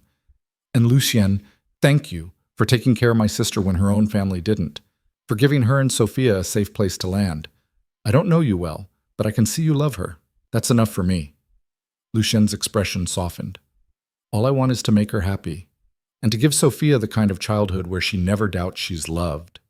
"Then we're on the same page," Carmen raised her wine glass. "To new beginnings and chosen family." They clinked glasses, Lena's sparkling water meeting the other's wine, and something tight in Lena's chest finally loosened. She had her sister back. Not perfectly, not completely, but enough. After Carmen left the next morning with promises to visit after the baby came, Lena found herself crying in Lucien's arms for no reason she could articulate. "Hormones," she said when he asked what was wrong. "Or relief," he suggested gently. "You don't have to be strong all the time, Lena. You can let yourself feel things." "I feel everything lately. Happy, sad, terrified, excited, all at once." "That's normal. You're growing a human and building a new life simultaneously. That's a lot." She pulled back to look at him. "Do you ever regret this? Taking on someone else's mess?" "You're not a mess. You're a miracle." He cupped her face in his hands. "And no, I don't regret anything. You're the best thing that's ever happened to me, Lena. You and Sophia both." March arrived with unexpected warmth in Lena's baby shower, organized by Dr. Chen and attended by the few friends she'd managed to make, neighbors from the building, women from her online classes, Carmen, who flew in from Phoenix. Lucien stayed scarce during the actual shower, claiming it was women's territory, but Lena knew he was working behind the scenes. The catering was too perfect, the decorations too elegant, the gifts too generous to be anything but his careful orchestration. "He's a keeper," one of her neighbors said, watching through the window as Lucien directed the setup crew. "If you ever get tired of him, send him my way." Lena laughed, her hand on her belly where Sophia was doing what felt like gymnastics. "Not a chance." That night, surrounded by baby clothes and toys and equipment she didn't know how to use yet, Lena felt the weight of impending motherhood settle over her like a blanket. "What if I can't do this?" she asked as Lucien helped her sort through onesies. "Then we'll hire help. A nanny, a nurse, whatever you need." "That's not what I mean. What if I'm not enough?" "Well, what if she needs more than I can give?" Lucien set down the tiny outfit he was holding and pulled Lena into his arms. "Listen to me. You are going to be an amazing mother. You're patient, kind, strong, resilient. Sophia is lucky to have you." "We're lucky to have you." "I'm the lucky one." He kissed the top of her head. 2 months until we meet her. Are you ready?" "No, yes, I don't know." Lena laughed, verging on tears again. "Ask me in 2 months. I'll be here either way, ready or not, terrified or confident, falling apart or holding it together. I'll be right here beside you. Promise? On my life. April brought cherry blossoms and a sudden crisis. Lena woke at 3 a.m. to Lucien's phone ringing, his terse conversation in the darkness, the way he dressed quickly with military precision. I have to go, he said, seeing her awake. Business emergency. What kind of emergency? He hesitated, and she saw the war in his eyes, the desire to protect her versus the promise of honesty. A client's daughter was taken. Kidnapping situation. They called me instead of the police. Lena's blood ran cold. Lucien, I'll be careful. I have people, resources. We'll get her back. He kissed Lena quickly, fiercely. I'll call you as soon as I can. Don't worry. But she did worry. Spent the whole day pacing the penthouse, her hand on her belly, imagining all the ways this could go wrong. This was the other side of Lucien's world, the dangerous side she'd agreed to accept, but hadn't fully understood until now. He called at noon. We have her. She's safe. And you? I'm fine. Couple bruises, nothing serious, a pause. I'm sorry I scared you. Just come home. On my way. He arrived an hour later, and Lena saw immediately that nothing serious was relative. His knuckles were split and swollen, a bruise darkening along his jaw, and he moved carefully like his ribs hurt. Lucien. The girl is safe with her family. The men who took her are in police custody. It's over. He let her lead him to the couch, sinking down with a barely suppressed wince. I kept my promise. I was careful. This is careful. She gestured to his injuries. Compared to what it could have been, yes. He caught her hand, pressing it to his chest where his heart beat strong and steady. I'm okay, Lena. I promise.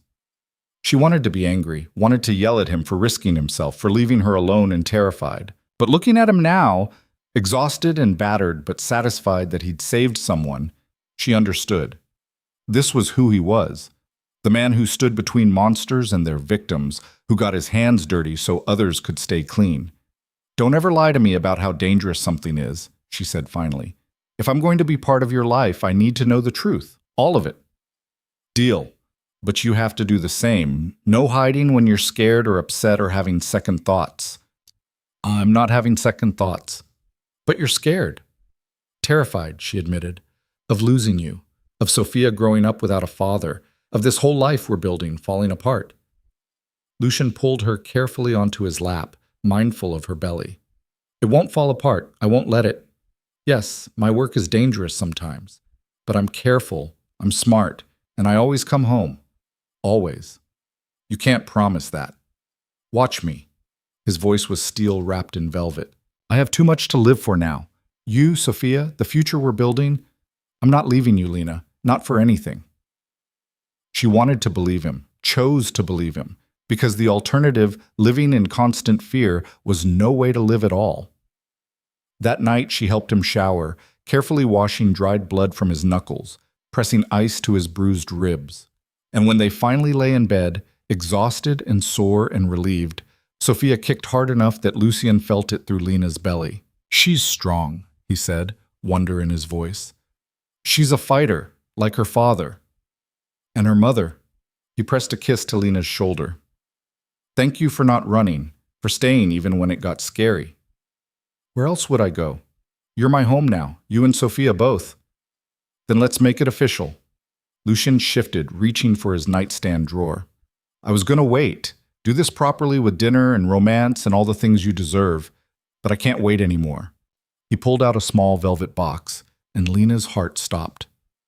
Marry me, he said, opening it to reveal a stunning ring, a sapphire surrounded by diamonds, elegant and unique and perfect. Not because you need my protection or my money, not because you're pregnant, but because I love you and I want to spend the rest of my life proving it. Marry me, Lena. She looked at the ring, at his battered face, at the absolute certainty in his eyes, and she thought about everything they'd been through, all the ways he'd shown up for her, the future they were already building together. Yes, she whispered. Yes, I'll marry you. The ring slid onto her finger like it was made for her, and when Lucien kissed her, Lena tasted salt, His tears or hers, she wasn't sure. Maybe both. They were really doing this. Building a family, making a life, choosing each other every single day. And despite everything, despite the danger and the complications and the unconventional way they'd found each other, Lena had never been more certain of anything in her life. The engagement ring caught the morning light as Lena made coffee, sending small rainbows dancing across the kitchen walls. 2 weeks had passed since Lucien proposed, and she still found herself staring at it in wonder, turning her hand this way and that to watch the sapphire gleam. "You're going to wear it out from looking at it so much," Lucien said from the doorway, already dressed for the day in charcoal slacks and a crisp white shirt. "It's beautiful, I can't help it." She handed him his coffee, accepting his kiss in return. "What's on your schedule today?" "Meeting with the lawyers about the adoption paperwork. Want to make sure everything's ready for when Sophia arrives." His hand settled on her belly, now round and prominent at 36 weeks. "How are you feeling?" "Heavy, tired, ready for her to be here." Lena leaned into him. "Dr. Chen says any day now. She could come early." "Then I'm clearing my schedule for the next month. Nothing matters more than being here when she arrives." "Lucien, you can't just stop working. Watch me." His voice was firm but gentle. "I've spent years building businesses that run themselves. Time to let them prove it. You and Sophia are my priority now."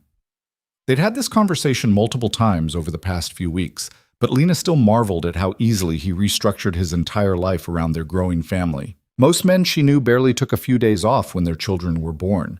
Lucien was planning to be present for everything. The morning passed quietly.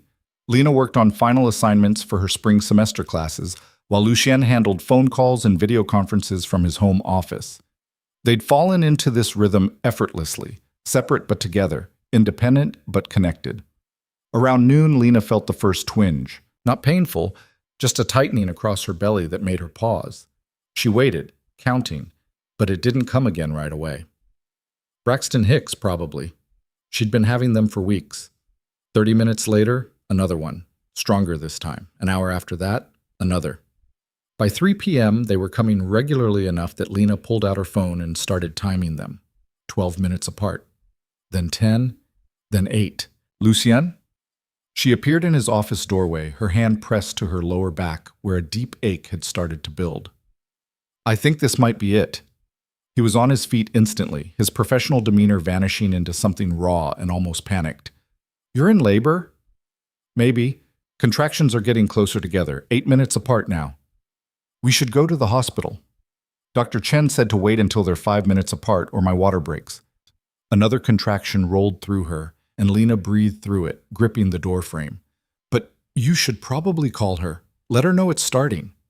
Lucien made the call while simultaneously gathering the hospital bag they'd packed weeks ago, moving with controlled efficiency even though Lena could see the fear and excitement warring in his eyes. "Doctor, Chen says to keep timing them and call back when they're 5 minutes apart, or if anything changes," he reported, setting the bag by the door. "What do you need? Water? Food? Should you be sitting down?" "I need you to breathe," Lena said, even as another contraction made her own breathing shallow. "And maybe walk with me. Movement is supposed to help." They walked circuits around the penthouse, Lucien's arm steady around her waist, his phone in his other hand timing each contraction with military precision. 7 minutes, 6 minutes, 5.5. "This is really happening," Lena said during a break between contractions. "We're going to meet her soon." "Are you scared?" "Terrified. You?"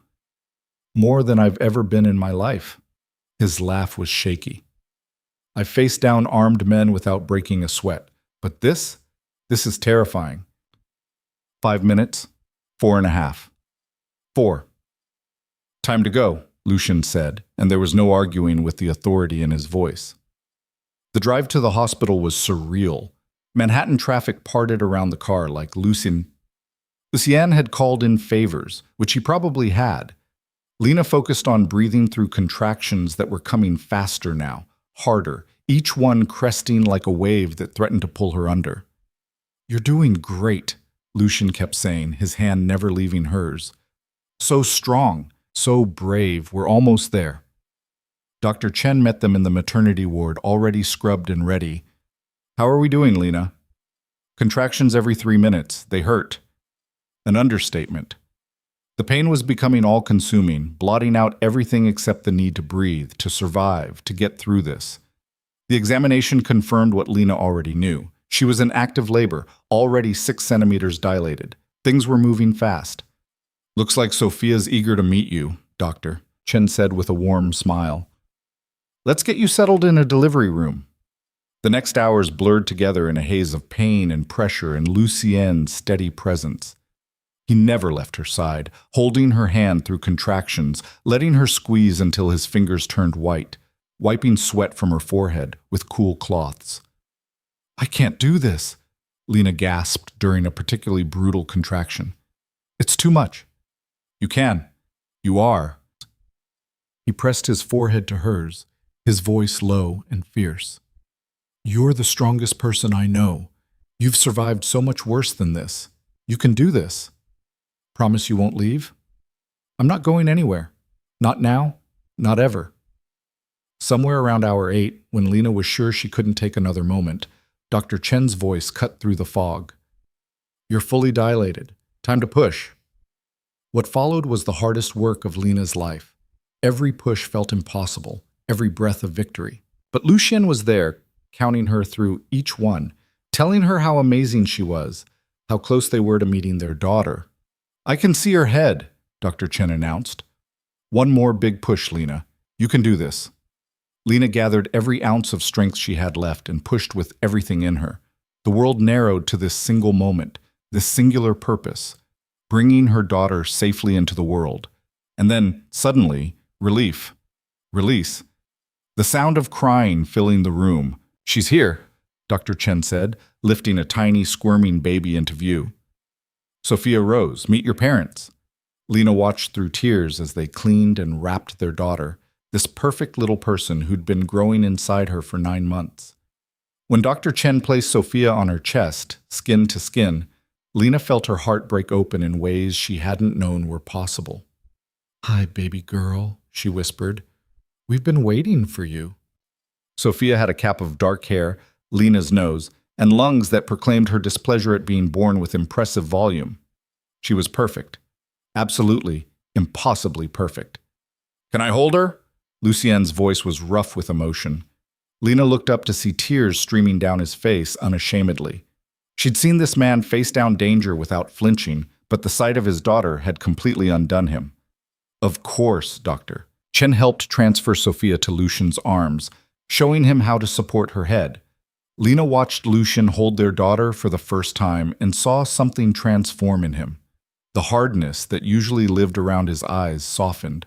The controlled power that defined him gentled into something tender and protective. "Hello, Sophia," he said softly. "I'm your daddy. I've been waiting so long to meet you." Sophia stopped crying at the sound of his voice, her tiny face scrunching as she tried to focus on him. One miniature hand wrapped around his finger, and Lucien made a sound somewhere between a laugh and a sob. "She's so small." 7 pounds, 4 ounces, Dr. Chen reported. "Perfect APGAR scores. She's healthy and strong." "She's everything." Lucien looked at Lena, and the love in his eyes was so intense it almost hurt to witness. "Thank you, for her, for trusting me, for letting me be part of this." "You're not part of this. You're everything." Lena reached for his hand, linking them together over their daughter's tiny body. "We're a family now. Really, truly a family." They stayed like that for a long moment, 3 people bound together by love and choice, and the fierce determination to protect each other always. Outside the window, Manhattan sparkled in the early morning light. Inside this room, the world had shifted on its axis. The next few days passed in a blur of feeding schedules, diaper changes, and visitors. Carmen flew in immediately, bringing Lena's mother, who'd softened considerably at the sight of her granddaughter. Even Lena's father made an awkward appearance, his gruff exterior cracking when Sophia wrapped her tiny fingers around his. "She's beautiful, mija," her mother said, holding Sophia with the practiced ease of someone who'd raised 2 daughters. "And this man of yours, he's good to you?" "The best," Lena confirmed. Her mother looked at Lucien, who was organizing flowers from well-wishers with the same precision he applied to everything. "You'll take care of them? Both of them?" "With my life," Lucien said simply. Something passed between them, an understanding and acceptance. Her mother nodded once, satisfied. Then we'll visit more often. Family should be close. It wasn't a full reconciliation, but it was a start. More than Lena had hoped for. They brought Sophia home on a sunny May morning, and Lena felt her throat tighten as they carried their daughter into the penthouse for the first time. The nursery was ready, painted the softest yellow, filled with everything a baby could need. Lucienne had been preparing for weeks, making sure every detail was perfect. "Welcome home, sweet girl," Lena whispered, settling Sophia into her crib. That night, after Sophia had been fed and changed and was sleeping peacefully, Lena and Lucien collapsed onto their bed in exhausted wonder. "We have a daughter," Lucien said, like he still couldn't quite believe it. "We really do." Lena turned to face him. "Are you ready for this? The sleepless nights, the constant worry, the complete upheaval of everything we've known?" "I've never been more ready for anything."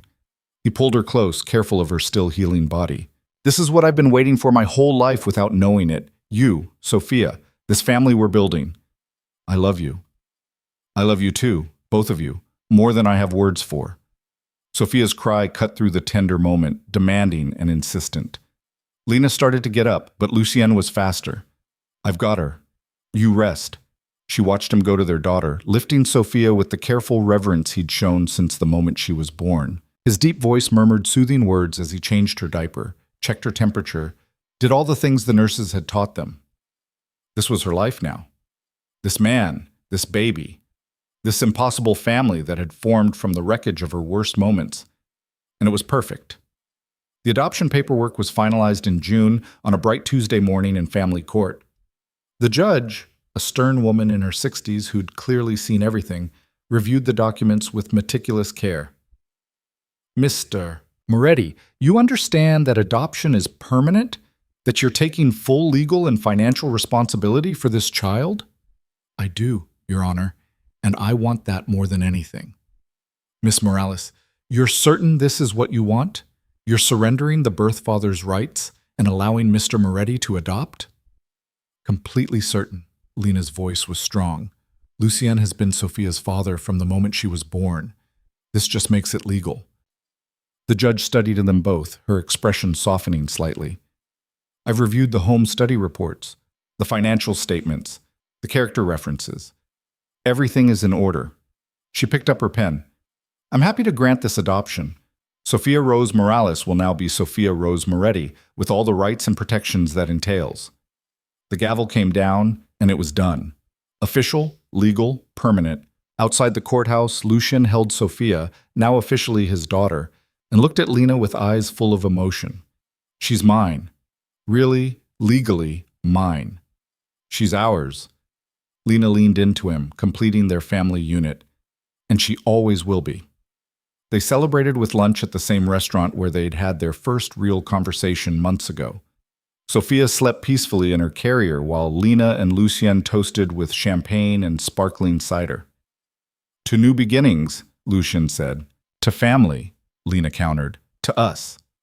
They set a wedding date for August, wanting to give Lena time to recover fully from childbirth and adjust to motherhood. The ceremony was small and intimate. Just family and close friends gathered in the penthouse with views of the city spreading out below them. Carmen stood as Lena's maid of honor, holding 3-month-old Sophia, while Lena walked herself down the makeshift aisle. She wore a simple ivory dress, her dark hair loose, the sapphire engagement ring catching the light. Lucien waited at the end in a perfectly tailored navy suit, his eyes locked on her with such intensity that Lena felt it like a physical touch. When she reached him, he took her hands and she saw they were trembling slightly. "Nervous?" she whispered. "Terrified I'll wake up and this will all be a dream." The officiant cleared his throat, beginning the ceremony, but Lena barely heard the traditional words. She was too focused on Lucien, on the vows they were about to make, on the reality of everything they'd built together. "Do you, Lucien Moretti, take Lena Morales to be your lawfully wedded wife?" "I do." His voice was steady now, certain. "I absolutely do." "And do you, Lena Morales, take Lucien Moretti to be your lawfully wedded husband?" Lena thought about the broken woman who'd bought a pregnancy test in a fluorescent-lit pharmacy less than a year ago. Thought about the desperate nights, the fear, the certainty that her life was over. And she thought about everything that had happened since. The way Lucien had seen her when she felt invisible. The way he'd protected her without controlling her. The way he'd chosen to love both her and Sophia with a fierceness that still took her breath away. "I do," she said, her voice ringing clear. "With everything I am, I do." The kiss when it came was sweet and certain and full of promise. Sophia chose that moment to wake up and start fussing, her cries cutting through the romantic moment with perfect comedic timing. "That's our daughter," Lucien laughed, breaking the kiss to take Sophia from Carmen, already demanding attention. "She takes after her father," Lena teased. The small reception that followed was full of laughter and joy. Lena's parents stayed close, her mother helping with Sophia while her father made awkward attempts at conversation with Lucien that gradually grew easier. "You take care of my daughter," he told Lucien gruffly. "Every day of my life," Lucien promised. As the evening wound down and guests began to leave, Lena found herself standing at the window with Sophia in her arms, looking out at the city that had witnessed her lowest moment and her greatest triumph. "What are you thinking?" Lucien asked, coming to stand beside her. "That a year ago I was alone and terrified, and now I have everything I ever wanted." She looked up at him. "How did we get here?" "You were brave enough to accept help. I was lucky enough to find you." He wrapped his arms around both of them. "And we chose each other. Every single day we keep choosing each other." "And Sophia." "And Sophia," he agreed, pressing a kiss to their daughter's downy head. The months that followed were full of the beautiful chaos of new parenthood. Sleepless nights when Sophia refused to settle, triumphant mornings when she slept for 4 hours straight, first smiles that made every difficult moment worth it, first laughs that sounded like pure joy distilled into sound. Lena finished her online degree in December, crossing the virtual stage while Sophia napped and Lucien cheered from the couch. She started looking at teaching positions for the following fall, wanting to use her education to help others the way she wished someone had helped her. Lucien gradually shifted his businesses toward more legitimate ventures. The conflict resolution services became consulting. The gray areas became clearly defined ethics. He was still powerful, still dangerous when necessary, but increasingly focused on building rather than fighting. "I want Sophia to be proud of what I do," he explained one night as they discussed another business restructuring. "Want her to grow up knowing her father built things instead of just breaking them." "She'll be proud of you no matter what," Lena assured him. "Because you're a good man who loves his family. That's what matters." On Sophia's first birthday, they threw a party that filled the penthouse with balloons and laughter and too many presents. Carmen brought her boys, who immediately claimed their cousin as the best baby ever. Lena's parents came, her mother spending most of the party in the kitchen with Lena teaching her old family recipes. "I'm sorry," her mother said quietly as they worked, "for not being there when you needed me, for judging instead of supporting." "I know, Mama. It's okay." "No, it's not. But I want to do better. Want to be the grandmother Sophia deserves, the mother you needed." Lena hugged her, tears in both their eyes. "You're here now. That's what counts." That night, after everyone had left and Sophia was asleep in her crib surrounded by new toys, Lena and Lucien sat together in the nursery watching their daughter sleep. "She's getting so big," Lena whispered. "She is, growing up too fast." "Think we should give her a sibling?" Lucien's head whipped around to stare at her. "Are you saying, not yet, but eventually, maybe?" Lena smiled. "If you want more kids, I want everything with you. As many children as you want to have. As much life and love and chaos as we can handle." He pulled her close. "Thank you for giving me this. A family. A purpose beyond just surviving. Thank you for seeing me when I felt invisible. For loving me when I thought I was unlovable. For choosing us." They sat in comfortable silence, watching their daughter sleep, and Lena marveled at how far they'd come, from that first desperate night in the park to this moment of perfect peace. 2 years later, Lena stood in her classroom at PS 118 in Brooklyn, helping second graders with their reading assignments. Teaching had turned out to be everything she'd hoped, challenging, rewarding, a way to make a real difference in young lives. Her phone buzzed with a text from Lucien. "Sophia and I are making dinner, spaghetti, mostly edible. Come home soon. We miss you." The attached photo showed their daughter, now 3 years old, with Lena's dark curls and Lucien's pale gray eyes, covered in tomato sauce and grinning widely. Lucien was in the background, equally messy, laughing. Lena's heart swelled with love so fierce it almost hurt. This was her life now, teaching children who needed her, coming home to a man who cherished her, raising a daughter who knew nothing but love and security. She thought occasionally about Adrian, wondered how his life had turned out. But those thoughts came rarely now, and with no bitterness. He'd been a chapter in her story, not the whole book. And honestly, she was grateful. Without his betrayal, she never would have found Lucy Yen, never would have built this beautiful, complicated, perfect life. That evening, she walked into the penthouse to chaos. Sophia running in circles with sauce-covered hands, Lucien chasing her with a wet washcloth, both of them laughing hysterically. "Mommy!" Sophia launched herself at Lena, who caught her despite the mess. "We made pasta." "I see that. You're wearing most of it." "Daddy says we're artists." "Daddy says a lot of things," Lena laughed, meeting Lucien's eyes over their daughter's head. He crossed to her, kissing her deeply despite their audience. "How was work?" "Good. Productive. But I'm glad to be home." "We're glad you're home too." He took Sophia from her arms. "Come on, little monster. Bath time before this sauce becomes permanent." Lena watched them go, heard Sophia's delighted shrieks as Lucien chased her toward the bathroom. Then she looked around the penthouse. Toys scattered across expensive rugs, children's books mixed with business journals, photos of their family covering every surface. It was messy and chaotic, and absolutely nothing like the life she'd imagined for herself. It was perfect. That night, after Sophia was clean and fed and tucked into bed with her favorite stuffed elephant, Lena and Lucien finally had their dinner. The spaghetti was actually pretty good, despite the kitchen disaster it had created. "Sophia asked me today if she could have a little brother or sister," Lucien said casually over wine. Lena nearly choked on her pasta. "She did?" "Apparently her friend Emily is getting a baby sister, and now Sophia wants one too." He watched her carefully. "What do you think?" "I think—" Lena paused, considering. They'd talked about more children in the abstract, but never seriously. "I think I'd like that, eventually. When we're ready." "Are you happy, Lena?" The question was serious, his pale eyes searching hers. "Really, truly happy?" "More than I ever thought possible." She reached across the table for his hand.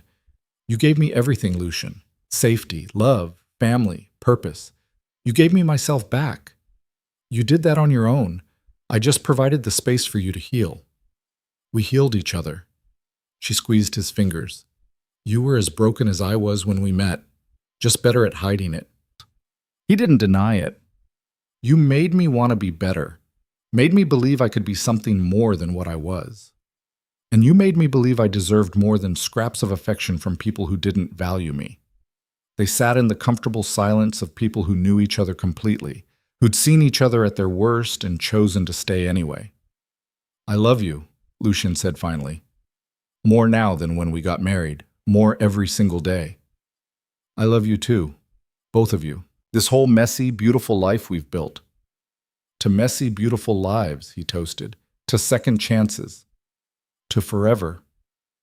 They clinked glasses and drank, and in the nursery down the hall, Sophia slept peacefully, secure in the knowledge that she was loved beyond measure by two people who'd found each other in the darkness and built something luminous together.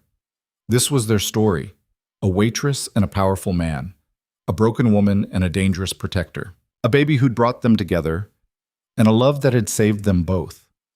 It hadn't started conventionally, hadn't followed any traditional path, but it had led them here, to this moment, to this family, to this life. And that was more than enough.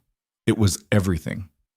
5 years after that night in the park, Lena stood at the same bench where she'd first met Lucien. She'd come back on purpose, wanting to remember, to honor the woman she'd been and the woman she'd become. Sophia, now 8 years old and wise beyond her years, sat beside her, swinging her legs. Their son Marcus was 3 and currently being entertained by Lucien a few feet away. "Mommy, why did you want to come here?" Sophia asked. "Because this is where everything changed for me, where I met your daddy and started building our family." "Was it love at first sight?" Lena laughed. No, baby. It was fear at first sight. Terror, actually. Your daddy was very intimidating. He's not scary now. No, he's not. She looked at Lucian, who was lifting Marcus onto his shoulders, both of them laughing. But he was never really scary, just intense. He saw me when I felt invisible, helped me when I had no one else, and slowly that turned into love. Like in fairy tales? Better than fairy tales, because it's real. Lena pulled Sophia close. Remember this, sweetheart. Real love isn't perfect. It's messy and complicated and sometimes really hard, but it's also worth fighting for, worth choosing every single day. I will, Mommy. Lucian joined them then, Marcus still perched on his shoulders. Ready to go home? Ready, Lena confirmed, standing and taking his outstretched hand. As they walked away from the bench that had changed everything, Lena looked back once. The park looked different now, brighter somehow, less threatening. Or maybe she was the one who'd changed, probably both. She'd come to this bench broken and desperate, pregnant and alone, with nothing but fear for the future. She left it now surrounded by love, with a family she'd chosen and who'd chosen her back, with a life full of purpose and joy and belonging. The journey from there to here hadn't been easy, had required trust and courage and the willingness to risk her heart one more time when every instinct said to guard it. But standing here now, with Lucian's hand in hers and their children's laughter ringing through the air, Lena knew with absolute certainty that every moment of fear, every leap of faith, every choice to stay when running would have been easier. All of it had been worth it. She'd survived heartbreak and betrayal, had faced down her worst fears, had learned to love again when she thought that part of her was dead forever. And in return, she'd been given everything. A partner who saw her, children who adored her, a family that chose each other every day, a life that was messy and chaotic and absolutely, perfectly hers. This was her happy ending. Not because a man had rescued her, but because she'd been brave enough to save herself and wise enough to accept help along the way. This was her triumph, her victory, her life. And it was more beautiful than anything she could have imagined.